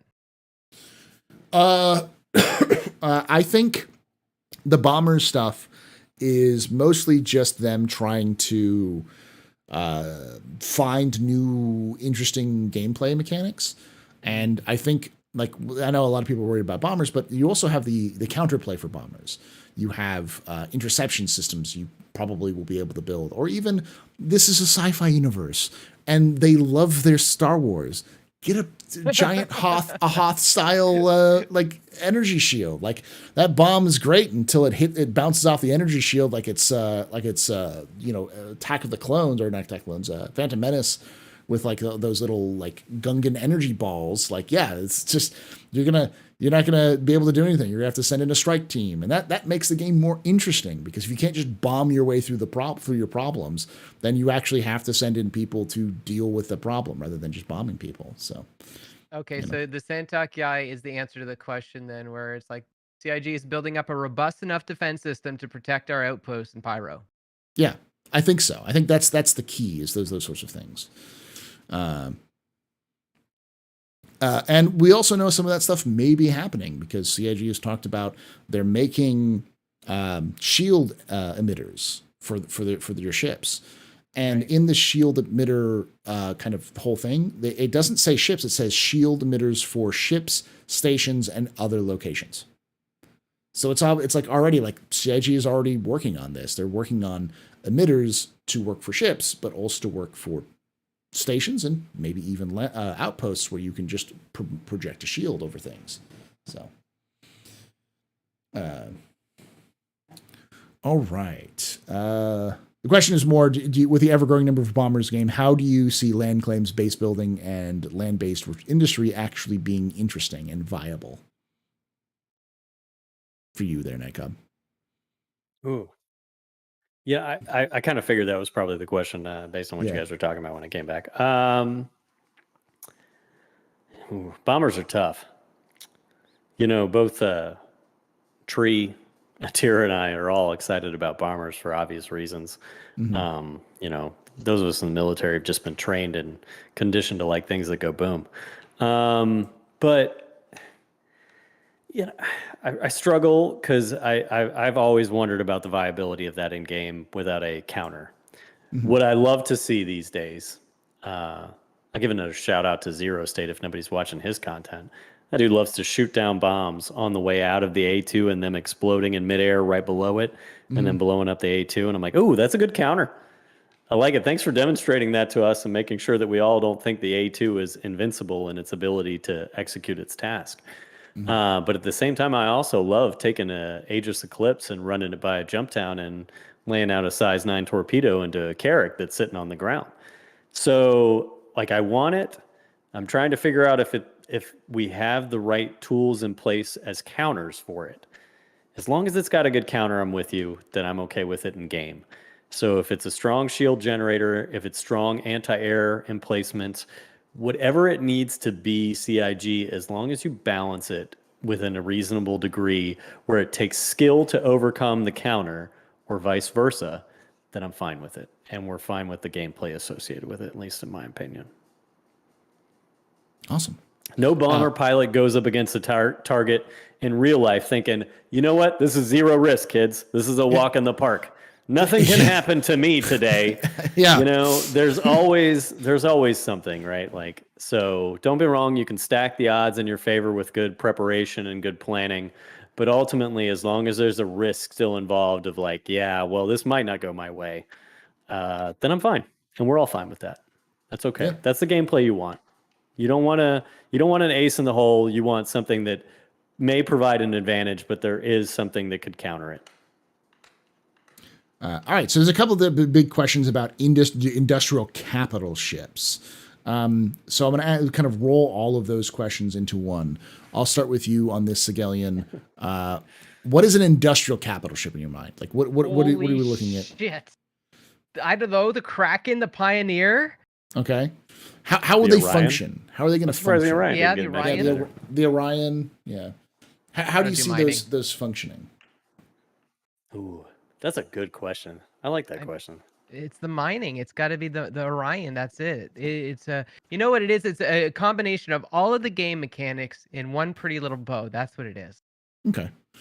So it's like refining, mining. You know, like with the Pioneer, it's not just building bases. It's like crafting and base building and refining. Yeah. Does that seem like meta though? Like a spaceship factory, I guess. No, I think like a mega factory. I think it's I've a good got opinions idea on that. Yeah. I think it's a good idea only because it requires labor. It still requires people, and if you don't have those people, it doesn't function. And that's always been the crux of Star Citizen, is that like You can hire NPCs, you can get blades, but it's never going to be the same as people. And then there's always going to be a downside to that. And when you go big, you have to go big in terms of people. People have to be involved in that process. So you way you describe it, it almost sounds like the engineering gameplay. So now you're applying the engineering gameplay to crafting. Yeah. Ooh, I'll tag on to Paul there real quick because he's hitting a lot of the points that I would make about this, and that is, firsthand experience. I know what it takes to run a nuclear submarine, and it takes a lot of strong leadership, strong personalities, and a very teamwork-centric mentality. That is a much smaller ship than an Orion, like in game terms, even. What you're going to be looking for the Orion is that's going to take a well-coordinated organization and a well-coordinated team on a regular basis to run efficiently. I think that's the key to an industrial ship of that magnitude. You have to make it so that it doesn't work with 1 or 2 people. It has to work, and not only that, but it doesn't work with 10 or 12 people. It has to work with 10 or 12 coordinated people. People that communicate well, people that understand their responsibilities and execute the task when ordered to execute the task, and are competent in their specialities with regards to their specific functions on their ship. That's what takes a ship like the Orion and makes it a viable ship in the game and a well sought after ship in the game. You got to look at it as like, dude, I don't want to just earn my way to that ship and then just have the Orion and therefore I'm better at the game. And it's my ticket to the meta or whatever in terms of industrial gameplay. It's like, you got to look at it as like, okay, when I earn that ship, if I ever do, like, not only that, but I need to have cultivated a team that's ready to run that ship and pilot that ship and manage that ship and provide the engineering for that ship and maintain it as a well-oiled resource within my organization. It can't just be and that's what makes Star Citizen unique, right? It's not a Titan and Eve where one person owns that ship and it just exists in combat. It is a Titan of industry that requires a well-oiled team and a well-oiled org to run it. And I think that's the key behind it. I think if you make it like that, it's engaging gameplay and you never have to worry about meta, pay to win, because it's one thing to have the ship. It's another to have 10 to 15 to 20 friends, org mates, whatever you want to call them, that can come together and run that ship and make max profit. I really do. That's what you want. That's what they want. Have you played Sea of Thieves before, Cobb? I have not, but I've heard of it. I'm very aware of it. You would be in crew PvP game. It's great. Yeah, it also has PvE elements. I've heard it's stories. Fun. So I just do fishing, to be honest, but most people identify it as a PvP game. Yeah. It's funny. People bring up Sea of Thieves to me like, you'd really like Sea of Thieves, and it's like, yeah. I don't want to be in the ocean. I do love it. Is this my job's on the ocean? I don't want to go back there during my break time. No, it's not so much that, because I mean, like, Sea of Thieves has got the fun stuff, and it's not like it doesn't. It's just one of those things. Like, I like technology is a big thing of mine. Don't be wrong. I love old sailor lore, like where I came from. I'm big on that, right? I'm a sailor primarily. Like, I love being out on the water, underneath the water, you name it. I'm not a beach guy, but you put me on the water, underneath it, I'm happy. So there is that aspect of it, and I love the lore behind where I came from. But at the same time, I'm a nuclear operator. I'm big on technology, so Sea of Thieves doesn't have that draw for me of like going back in time and kind of going old school. Like, part of me is just enriched in let's do something cooler, like space technology or nuclear technology. I'm down for that game. Have you? I think it's a great multi-crew gameplay. That's all. Yeah. Oh no, and from everything I've heard, you're right in that aspect. Have you played Barotrauma? I'm very much aware of Barotrauma. You like the technology? It's in space, and it's a submarine game in space. Yeah. You would enjoy it only because of the horrors beyond imagination, while also trying to prevent yourself from dying of the bends. Is this a side scroller? Am I googling the right thing? Yes, it is. It's That's a funny. multiplayer co-op game where you run a submarine on Europa, Cool. and it's an open world universe sort of thing. So it just came out like a month ago. Wow. Yeah. Brand new. yeah, Yeah. It's that one's a little too close to work for me. That is the answer for barotrauma. That says a like, lot then. That's good. See my previous example of what I tell people at the end of their submarine dolphin board. Like I mean that one's a little bit like worst case work scenario. I don't want to live in that world like all the time, you know. I only bring up barotrauma mostly because it's also very much what I see as Star Citizen's multi-crew in the future, where I agree with you there. Where like someone's sitting there just being like, I'm tweaking the dials to make sure the reactor doesn't explode while you're going into combat, and someone else is running around punching xenomorphs in the face and throwing them at airlocks while like the hostile force is trying to kill you, like that kind of chaos in a bottle, or what is it? A Tempest in a Teapot? No, not Tempest in a Teapot. Doesn't really make sense. Basically, just it's entirely chaotic, but everything is choreographed, so everyone's doing what they're supposed to do. Well, it looks like everything's on fire. So it's that kind of experience. All right, next question. Because I kind of, we kind of covered it. People asking, should you be able to craft? We kind of handled that already. Manufacturing ships. We talked about that. Should they be able to make different grades, and should that all be replocked? We talked all about all of that already. And I don't think any of us can tell you what the solution is for horrible server lag in game. So I don't know if any of us have that ability to tell you that. Star Citizen's gonna Star Citizen. Eventually they'll get a handle on it. I don't think it's an incapable, like, it's not a cliff face where CIG is never going to fix it. It's just more of a priorities, because CIG's even said they know what they need to do to fix problems like desync, but it's going to require the team that's currently making server meshing, and they don't want to pull that team away from server meshing to work on desync while they're working on server meshing, and that's the kind of the mess of stuff. So, ooh, Paul, can I sidetrack you for a hot second since you brought it up? Realistic expectation on server meshing. What do you think? When? Cut down tier 0 version. Yeah, tier 0. I'm talking about. No, I'm talking about tier 0 of what we currently think is tier 0. Half of that will be available in March of next year. Yeah, that's like a promise, isn't it? A soft promise. Yeah. You know what it is, because he's already got several predictions that are true. So he's Norstradamus or Lorstradamus. Lorstradamus. Yeah. Yeah, he's Lorstradamus. So that's why I wanted him to say it out loud so that we could all hear it. Clip it, put it on there. If I'm wrong, I'm glad to be wrong if it comes out earlier. If I'm wrong because I was too optimistic, I myself will go, God damn, was I an optimistic fool for thinking that half of what they could do was tier 0 would be out in March. So isn't that what we all want? We all want to be wrong, even though we put like a realistic expectation down, like something like that. And you're like, God, I hope I'm wrong. Yeah. I hope it's out in October with IAE. Like, wouldn't that be a dream? But at the same time, like, I secretly hope that it's out in December. Like that's my hope. But like I also have to like let myself sit there and go, what has CIG done in the past? How have they done this? Yes.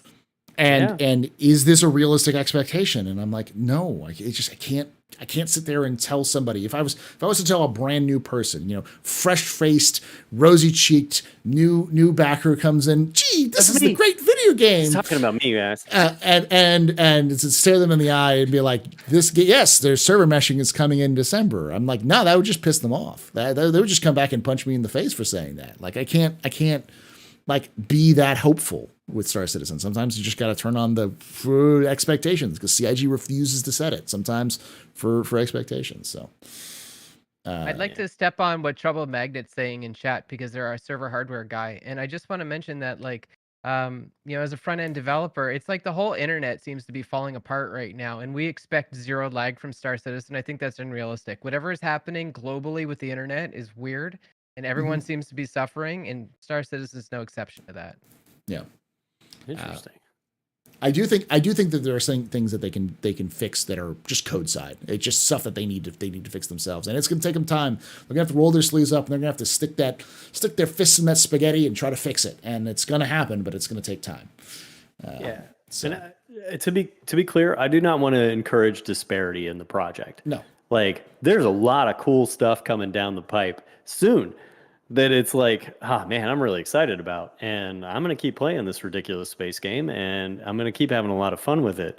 I'm just, trying to have my own, and, courtesy of you, Paul, trying to encourage realistic expectations about some of the parts of the project. So hey, you brought it up. So I was like, ooh. I will add some other things, though. First of all, pay attention to the Arena Commander team. They are doing some crazy shit, and they're going to come out a lot faster than you think. And number two, I am going. All right, I'm going to say this. Thank you, Q-Pen. I'm going to say this, but I have a feeling that pizza might be coming into the game before the end of this year. What capacity? I thought you were going to say Theaters of War, because you've been doubling down on that. Well, that's true. I'm to it every time. I'm tripling down. Ooh. I'm tripling down. Theaters of War is coming this year with pizza.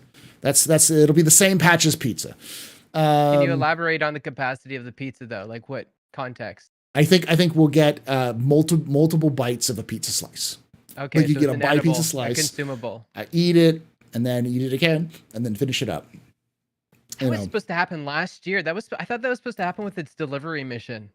I think that was a joke, though. I thought that was a joke. I don't know. They may have been real, but and it'll come with the same thing with like Big Bennies and all that sort of stuff. It's all about that multi-stage process. I think CIG is getting there, and as much as it's a meme, it also reveals that it's more than that, because it also reveals more nuance into the status system, the food, the drink, the health. It adds more depth to that, because if it takes more than one bite to you're eating the pizza, it may also mean that your character can also take, like, you overdose. If you hit yourself with that med pen, you might overdose immediately. You may have to like measure out what your doses you're going to get. You'd be like, oh God, my bleeding rate is this. I gotta 15% hit it in there to try to make myself so that like I don't sit there on like comatose while I'm bleeding out sort of situations. More nuance to the game.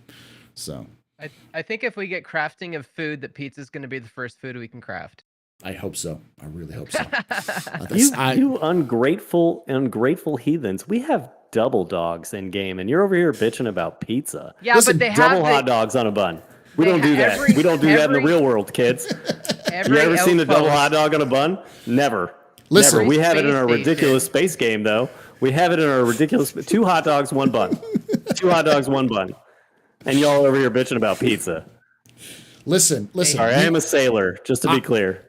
2 hot dogs, 1 bun. Okay, that's check it out on YouTube. There are children here. Hey, me, I'm the child. I just got Paul demonetized in my third appearance. It's good stuff. Night Cobb, I'll accept that since you're an enlisted man, that 2 hot dogs and 1 bun sounds like an amazing technology that's never existed before. But us college boys would enjoy us a good pizza. That's all I'm going to say. I just don't know why you need it, but I understand. Because we have all of those NPCs out there at the stations with their storefronts, and they're not doing anything. They're useless. Why even have them? We have burritos. We have hot dogs. You're right. They should just be other double dog stations, because we need more of it. double Honestly, pizza. Let's talk about this. We're going to talk about it for a second. Pizza and you slap it together. I had to bring it up because pizza was going to come up at some point, and I rarely get a chance to rant about pizza with a fellow pizza fanatic about Star Citizen. So I know. I'm worried people are going to think I'm like not a pizza fan. I'm obviously a pizza fan. All right, pizza, cold beer. These are staples of life. All right. Yeah. But to be clear, the reason I bring up the double dogs is because the first time I saw them in game, I was like, why are we not doing that in real life? Holy shit! How did these guys think of this first? Yeah, I went in. There we go. I'm doing it in real life now. I'm doing it in real life now. Yeah, the other already. Well, that's only OnlyFans. That's on Night Cop OnlyFans. The double dog. Oh my. Double dog. Ooh. Two dogs, hot two dogs, one sailor. bun. Yeah. I subscribe. Whoa. Yeah. All right, let's move on to some of these other questions because I want to make sure. Check that one. Kind of talked about that a little bit. What's the watch? Let's go. Okay. Okay. So I'll ask. Oh, already read that one.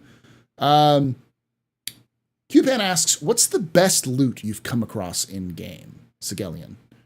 Oh, shit, what was it? Oh, I found yellow boots, and they were like Tom Bombadil. And no, yes. Yeah, so I walked around with them, and there was also yellow pants, but that was a different patch. So the yellow pants were pretty epic. They were like the firefighter pants. Okay, so they're like the suspenders and everything like that, or yes, I wore them everywhere. They were wonderful. Night Cop, best loot. Ooh, best loot. Ah, man, it's gonna sound cheap.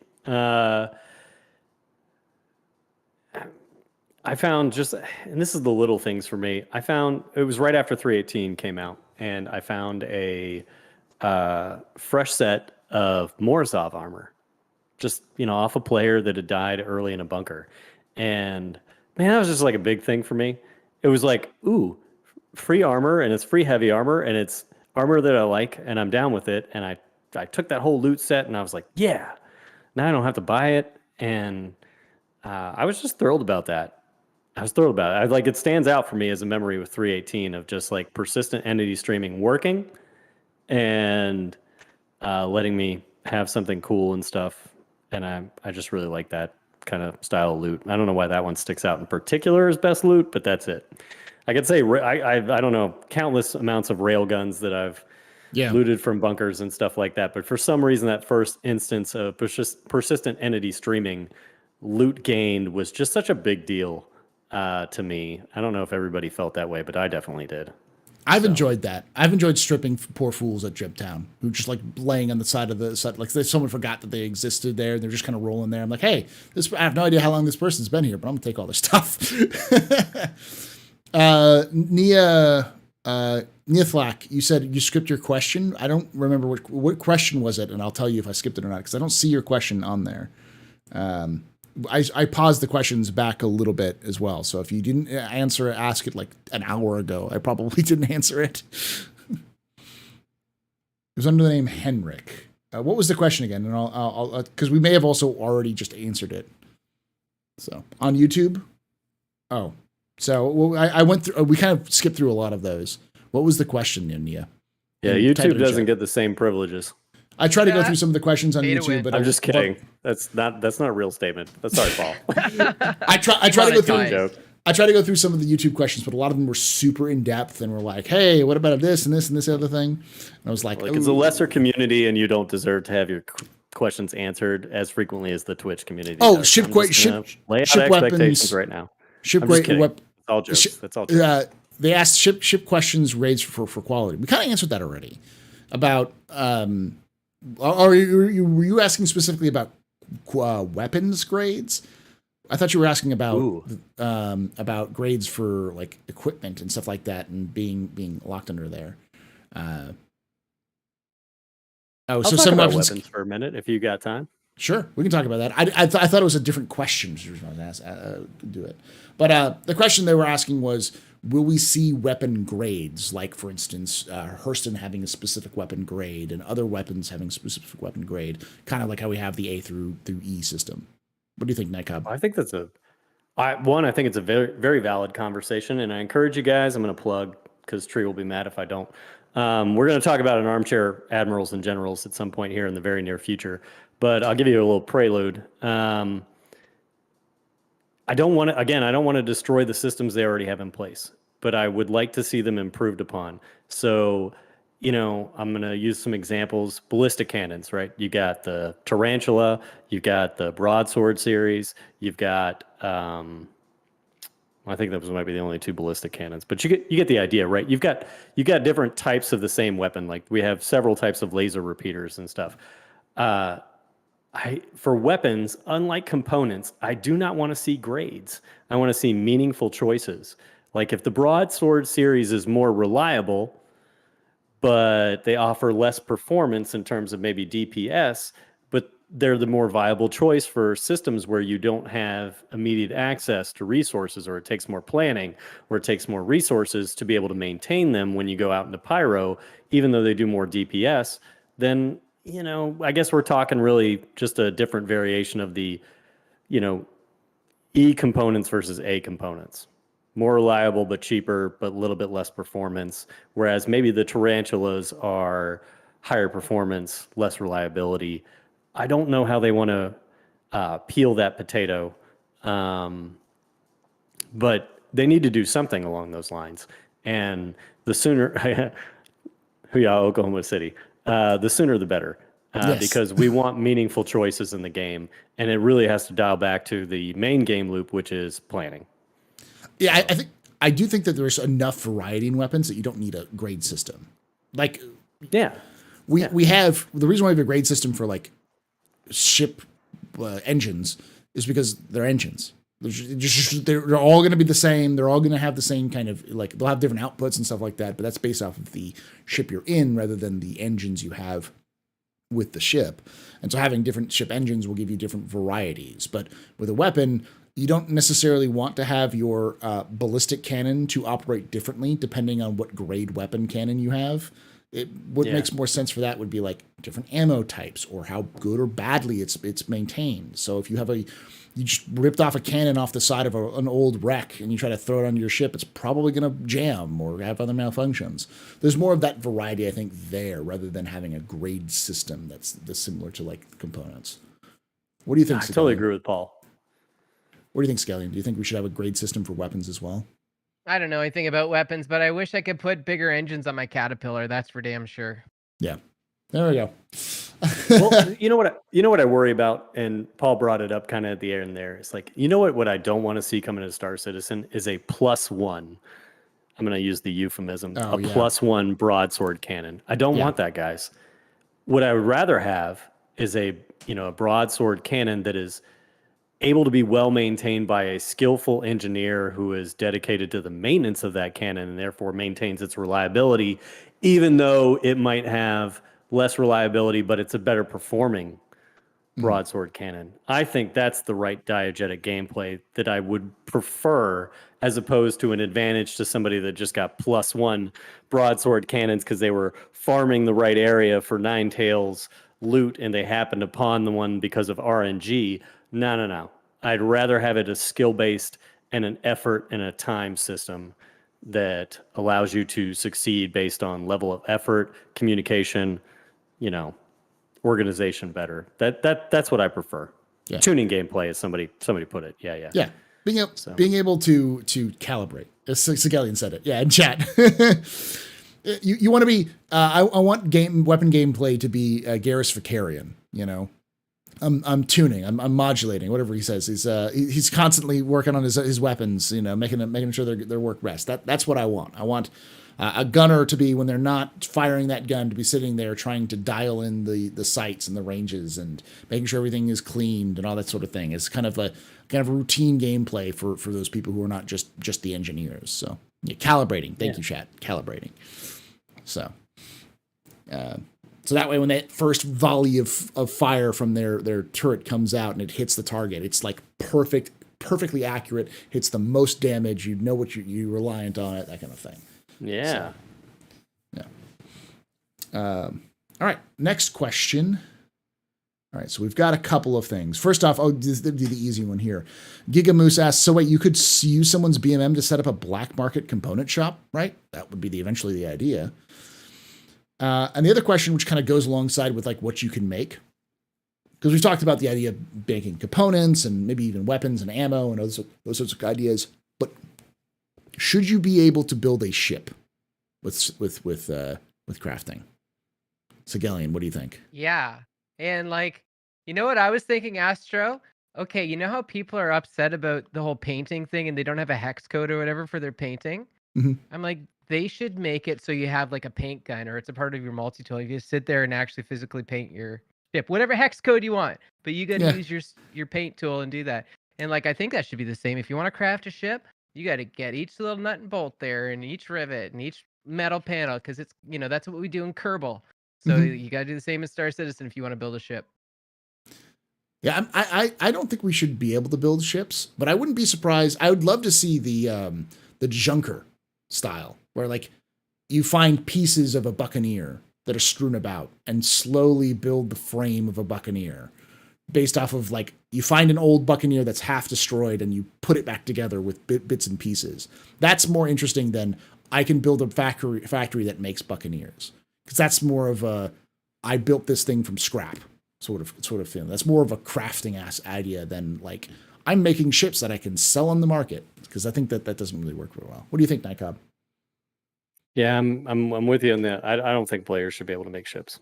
I think it should be, here's what I want. I do want one thing. I want the ability for players to transport ships on the market. So like those trucks that you see on the highway that have like a bunch of cars on them, as they're transporting them to the dealership or whatever. And it's a Hull E to my knowledge, right? That's the Hull E. That's its design function. Yeah, I think so. Yeah. Yeah. So I want that for gameplay. I want to be able to, I want to see players take orders to deliver ships for insurance claims across the verse and participate in that aspect of the economy. I don't know. I just feel like ship manufacturing should be the strict purview of the companies that manufacture them. Like nobody should be able to be like, you know what? I've got the blueprints for a Tesla, guys. Yeah. I'm going to start making Model 3s today. And selling them at underrate prices. I don't want that necessarily for Star Citizen. But parts of ships I wholly encourage. Like, I love the idea of component level projects. If somebody wants to go out there and be like, dude, I can make the best Klaus and Werner knockoff laser repeaters that there are, that I'm fine with that. But I don't know, for some reason ships seem like just that level of no. I think you should be able to transport them, but I don't want you to build them. I feel like that's going to introduce a new level to the game. But what if it's like Kerbal construction, like Lego pieces, and it's not necessarily a Drake ship, you just Lego pieces, I'd love that idea, but I have a hard time because people would do their best to make the best meta ship possible. Yeah, where it's like that, and I think that because it throws balance out the window. And we're just getting into a weird realm with that. And don't be wrong, I like the idea of it. I really do like the idea of it. It's just one of those things of like, how does that function in the environment that we've already created with Star Citizen, and can it exist without destroying the balance of the game? I love the idea because like I play Kerbal and I'm going to be playing Starfield, and that's what Starfield system is. It's just Lego bricks that you put together, and I love that idea of building a ship out of Lego bricks for Starfield, but I don't think it would work for Star Citizen. So, So, all right. Then we've got, I think quick answer to this one. What are your thoughts on prototype components or equipments, things that are rare, one-off things that might not be worked to specifications? I like the idea, but it's got to be rare. Not everyone, it's like in the MMO, we're like, oh, this is the treasured sword that's been passed down from my family for generations. Here you go, young adventurer. Everyone's walking around truth, and everyone's walking around carrying it because it's a quest item that you win at the end of it. Like that's not fun. Yeah. But like, if you get the Dread Pirate Roberts like custom built shield technology, that should only be one. So. But what do you think, Sigelian? Do you think we should have? I think that'd be cool. I would love a reactor that got me above like 2,000 meters per second. And if there's only a couple of those out there, a couple prototypes, I'd love to buy one. I'll pay whatever. Nightcob? I don't want it. You don't want it? You don't want +1? I'm not trying to be a contrarian. It's one of those things is like, man, these are things that MMOs have as staples, right? Like the idea of like you said, right? The I'll quote a different game for a change than WoW. Destiny. Destiny's got like raid loot, right? Raid loot, where it's like, that's a hallmark that you've done the raid and you achieve something with a team and you got the loot and it's really cool and stuff. But after a while, a lot of people get it and it devalues those things. I just don't think Star Citizen's got a really unique niche right now. And I think they have an opportunity to separate themselves from MMOs in some ways, where they take loot that may be rare and you make it even more rare and more special by gameplay. And that's what I want them to stick with. I kind of touched on it earlier. I'd prefer them to stick in that realm. I don't want +1, +2, special raid loot, special mission loot, other than the look of it, the aesthetics of it. I think the aesthetics are great. That I do want. I do want CDF armor. I just don't want it to be +2 CDF chestplate armor. You know what I mean? So if it looks cool, I'm down with it. I do not want it to upset the game balance, because I feel like it's a very delicate thing in Star Citizen. You look at the PvP communities, and it's one of those things that's like, I hate conversations about meta. I really do. Blight Fighter meta, I want that to just disappear. I want it to be all situational based, and Star Citizen has a really big opportunity to keep going in that direction. I don't want them to ruin it. So that's kind of my stance on that. Okay. I want it to be solved with gameplay. Maybe people shouldn't chase the meta so much then, why can't they just sit here and have a good time? They have to be the best at it. I totally agree with you. Yeah, but we have to acknowledge that those people exist too, and they want to play a game like this. Yeah. And don't be wrong, I'm with you. I prefer to maintain I think where they should, because the cool thing about this game, and always in my opinion, and granted, this is just my opinion, so everybody's got their thoughts about why this is a cool space game. The coolest thing about this game, in my opinion, is that idea of, dude, I can get in somebody else's ship. I don't even have to own one, but I can be a contributing member of that team, granted in limited ways right now, but hopefully in bigger ways later. But, it's like, if I can be a good turret gunner, like I can log on a game session. I don't have to own anything in game to be a good turret gunner and to contribute to better gameplay. And not only that, but to succeed, like in the meta. Like all I have to be is a good hurricane turret gunner right now. And dude, if I've got a decent pilot, we can wreck some stuff. Mm-hmm. I don't have to own anything to achieve that style of victory. Few games are like that right now. Usually you have to own something. You have to have the good gear. You have to have the good things. This game excels at that, and I don't want them to lose that with rare and specific loot that somehow provides an advantage. I would want them to steer away from that in the biggest ways possible. Right now, it is very much skill-based, and I love that about it. I don't want it to go away from that. That's my big concern, my big fear, and it kind of goes to the loot discussion. Yeah, I agree. I'm just sitting here thinking like you're sitting there going like, I don't want to pay taxes on my ship. I just want to shoot shit. I don't want to sit there and be like, can we make enough money to make it through? You're just like, I have gun, or I could use my spanner and fix this engine quickly. That kind of thing. I like that idea, because that also opens up. I watch a lot of not necessarily just Arma, but Arma's the big one. There's a kind of a subgenre of YouTubers that do operations that they do with their crews on various things, like Barotrauma as an example, or like various multi-crew, like co-op gameplay, where you start to, if you watch enough of them, you start to get their crews and who they are. They have their own personalities, and they play and when you hear about like this one guy doing a crazy thing, and it's highlighted in that episode, in that thing, you go, oh, that's great, because this dude is just a random guy who shows up every so often, and now he does this crazy thing that's highlighted in this video. And I think like you can have that experience in Star Citizen, where the dude who shows up every 2 weeks to play the game fixed the engine on the fly just at the right time so that you could move out of the way of a torpedo. That's not something you can loot. That's just an experience that you have in game. Yeah. So, I'll steal a Star Citizen. Can I tell you a Star Citizen story to highlight that same thing? All right. So we're doing Xenothreat, and we were on a good server. I know, streamer privilege. Yes. I'm not really a streamer, at least not in the level that these two guys are, but right. I'm in a good server, and I'm in a Corsair, and we're doing the cargo phase. So I'm the pilot, and I'm docked up against the back. And I don't even own one of these things. Again, it was an opportunity provided to me because somebody who did own the ship was like, yeah, I've never really flown it that often. Do you mind flying? I was like, yeah, I've got some experience with bigger ships. I'll totally do that. And I put it right up against the Starfarer, and guys are doing the whole tractor beam thing. And meanwhile, I'm lucky enough to have two gunners on both the remote and the starboard turret, and incoming arrows are trying to take down our ship.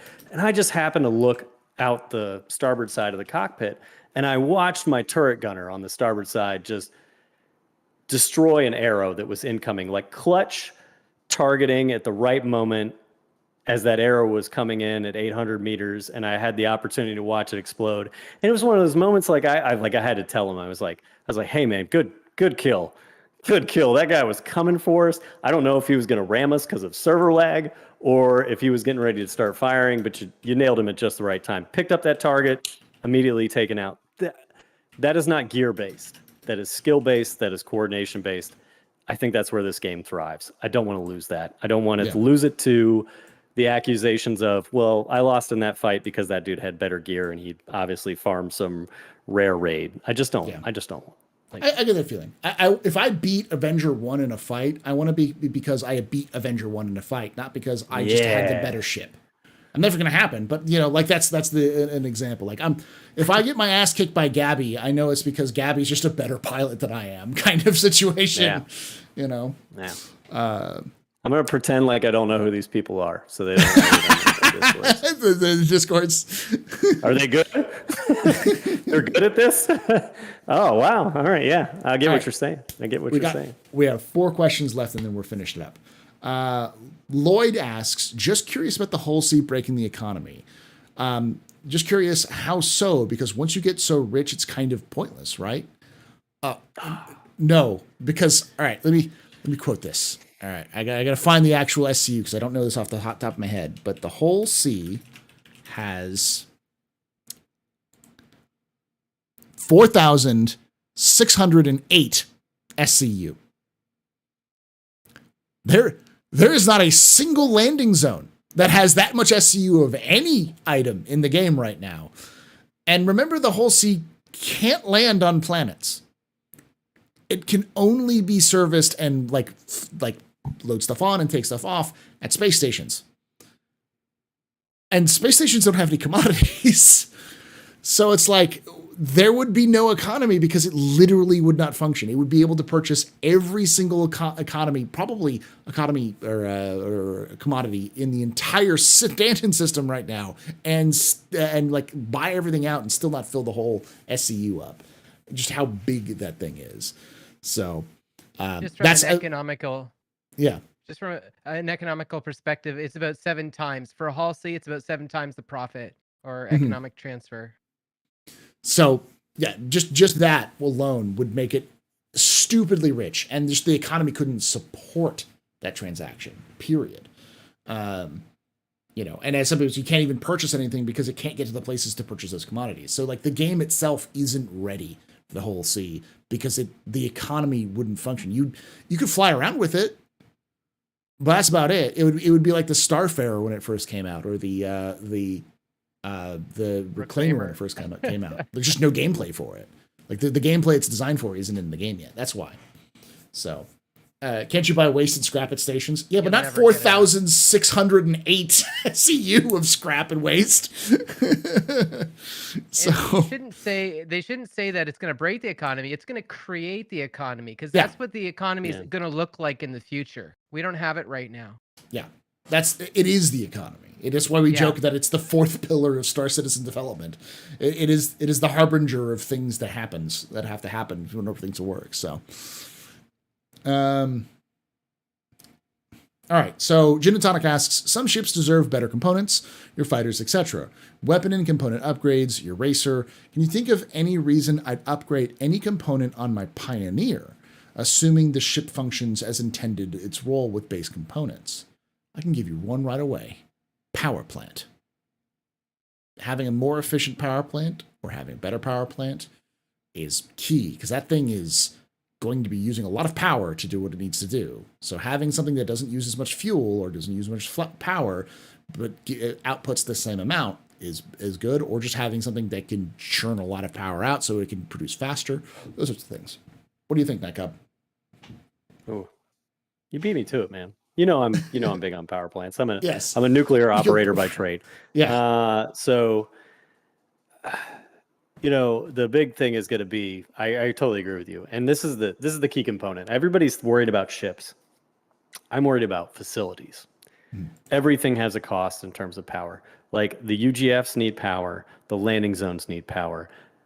Like bottom line is, and nothing is without fuel in this world right now. Whether it's uranium, whether it's coal, it doesn't matter. You have to burn something to get something. So, it's one of those things like power plants are going to be the ultimate determining factor. And I really look forward to the richness that comes with not just ships. And this is the other part of the economy, by the way, that I'm like sitting here, I'm like, man, you know what really is going to drive the resource, like the economy more than any other thing, in my personal opinion, other than ships. Like ships are one thing, but like that's a minor facet compared to they really have to implement resource management from the landing zone Yeah. and the locality perspective, because nobody's going to use power like Lorville does, like Area 18 does, like even the Pyro outposts do. You are going to have to supply those. And until you have that demand of, yeah, well, we need the fuel, like the Starfarer is just going to be this cute little gimmick out in space. Because if you guys think that Starfarers are going to spend the majority of your time refueling your ships in Pyro, I really just don't see that as a viability. They're going to spend most of their time running some form of fuel out to the outposts in Pyro because they can't refine quantanium or hydrogen, at least not in the same quantities in Pyro or wherever. It's going to be mostly in Stanton. So, that's going to be where the big dollars are at for those Starfarer pilots. You're going to want to go out there and go to an outpost and be like, yeah, y'all are starving. You are starving people out in the desert. And I have come bearing gifts. Yeah. Fresh power, and that's going to be the biggest thing. And that's, man, power plants are going to be the key of it. It is here right now for us as a society. Yeah. Guys, the fuel and energy conversation is bigger than most. I forgot who did it. I think there's somewhere. It might be, I think it is Darge. Darge has a list of all of the ISCs and kind of summaries of all of them, what they are like. There is an ISC where they talk about the prototype of this, where they go through all of like there's going to be multiple ways you can start up your ship, and the idea was that either each of these will be viable, or some of them will happen and some won't. But the idea of, like, for instance, if you cold start a ship, you need fuel to kickstart the ship reactor to get it to start, or having capacitors where you have to charge up your capacitors, and then you have to like turn them off, and then you have to turn on the capacitors, and then they have to the capacitors to drain into the power plant to kickstart the power plant to get it to start, to get the reactions going and such. There's always going to be a resource for everything. Everything will need a resource, including you and your spacesuits and everything else. So there will be a cost to running everything, this sort of thing. So, Yeah. So Galleon, what do you think? What kind of upgrades would a Pioneer need? I love the Pioneer. I'm a fan of the Pioneer and a Pioneer owner. I think it'd be the same as the Vulture. We can upgrade it to make salvaging more efficient. So base building. So maybe to use less resources, consume less laranite, build my laranite hut. It's like Maybe it'll build modules. it faster. Yeah.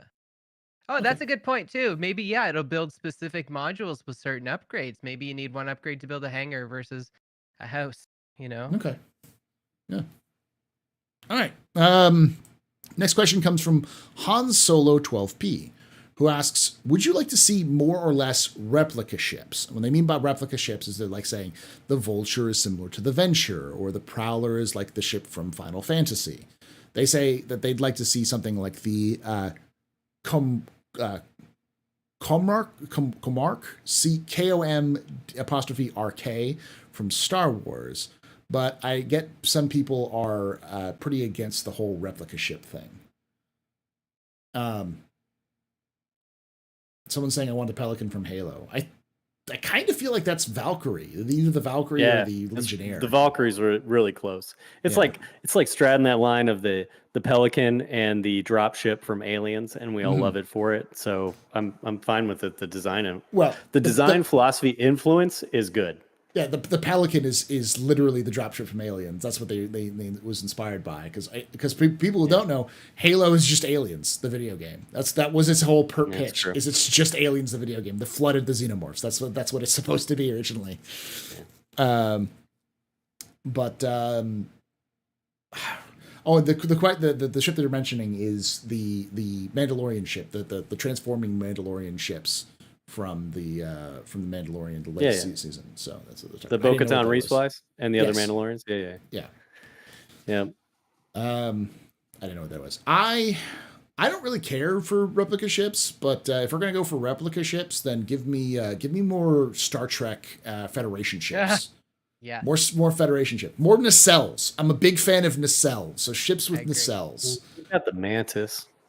Yeah, but the Mantis is and the Andromeda, and you got the Connie. The Connie's got. Yeah. Those are gorgeous nacelles. Not big enough. I want like capital class. I want a capital ship from RSI that looks like the guys. Yeah. We want CIG. We want bigger, longer, more cylindrical, maybe fatter too, nacelles. Yes. Do you get what I'm putting down here? Yes, I get what you're putting down, and I am not afraid of saying that. Listen, I like big nacelles, and I cannot lie. Look, we're just talking about ship engines here, guys. We're just talking about ship engines here. Don't read anything more than that into it. You know what I want, Paul? What? I want a Gunstar. There we go. I want a Gunstar from Last Starfighter and yes. CIG. If you're listening, I need a Gunstar from Last Starfighter. Like, don't tell me that that's not an influence to Chris Roberts. Okay, like I know he's watched The Last Starfighter. I know he loves that film. Gunstar, when? Yeah, I was gonna say, like, think about the Flight of the Navigator is a huge influence on the Suntook, or the Cartual. And like these Xi'an ships. So yeah, of course, like the Gunstar is one of those things. What do you think, Sigelian? Any kind of replica ships to be put in Star Citizen?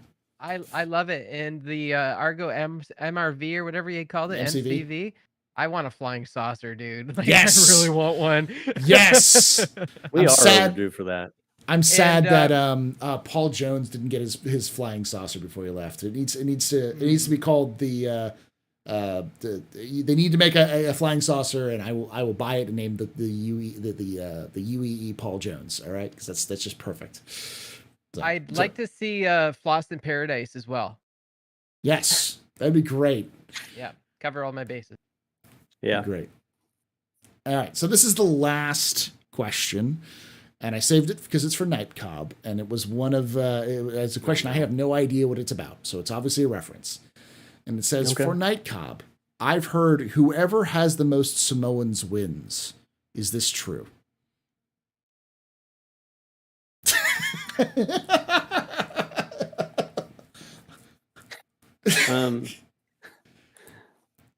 Y'all put me in some awkward spots on stream. This is why I drink. Yeah. This is why I drink right before I get on stream, because it's like my nerves get the better of me sometimes. It's like, oh man. I don't even know what it's referencing, but I know those words, and I don't want to know the answer. I feel like y'all don't have time for my submarine Navy lore sometimes, because then I have to like explain a bunch of things, and it's going to get real awkward. All right, let me settle for this. Yes. There we go. That's all you needed to have there, Trouble Magnet. If you want to know the answer, you can look it up yourself of what that means. Thank you so much for joining us. Thank you, Sigelian and Night Cobb, for joining us for this long episode of the Captain's Table. As always, check out Sigelian in his many locations: Ultimate Energy, Crux Cup, Atmo Esports. Speaking of which, hey, Sigelian, what's your Discord link? You're not in my Discord? I thought you were in all the Discords. He's trying to find my way through them. Look, man, it's a process, all right? It's a process. It takes time, okay? Like, I'm getting there. I'm in a lot. Okay, I'll link you here. Well, if you just put it in the chat for everybody, that way it's not just like it's for me, it's for everybody. It's for everybody, guys. I'm doing this for all of you, not just me. Yes. Okay, well, here's the Ultimate Energy link. Oh, shit, that's the wrong. Well, you get it. Yeah. Sorry, just link is in there. Yeah. Bam. Yeah, stop on by, Cobb. I will. Yes. I mean, maybe I will. Maybe I will. Hopefully you will. Love to see you there. And of course, check out Armchair Admirals and Generals and literally every Star Citizen Discord that exists, because we've decided that Night Cobb is part of every single Star Citizen Discord that exists. He is now. This is the joke. Welcome to the meme culture of Star Citizen, Night Cobb. You're now part of it. Would it be weird to tell you that that's not the first time I've been accused? I'm now just going to assume it's happened once before. I'm just going to assume that I'm just going to go onto a new Discord, no matter what it is. It's just as niche of a topic as I can think, and be like, at Night Cobb. Is Night Cobb here? Do y'all watch other Star Citizen streamers on occasion, yes. on Twitch? Yes. Here's my challenge to you: type at Night Cobb when you're on another Star Citizen stream. If you ping me on it, I don't know, I'll award you some kind of prize. They may be immaterial points that buy you nothing, but we'll talk about it later. Points means prizes, even if they're just random bits of submariner lore. We'll go with that. Who said he is Navy and will do anything for attention? God, you're so right. Don't call me out on stream like that. I don't appreciate being read out loud. All right. And of course, ahead, Paul, end your stream. Of course, if you enjoy this kind of content, make sure you've hit that like button, make sure you've hit that subscribe button, and join us live on Saturdays at 3 p.m. Pacific, 6 p.m. Eastern. We'd love to have you here and ask your own questions. And like I say every time, hope to see you someday in the black.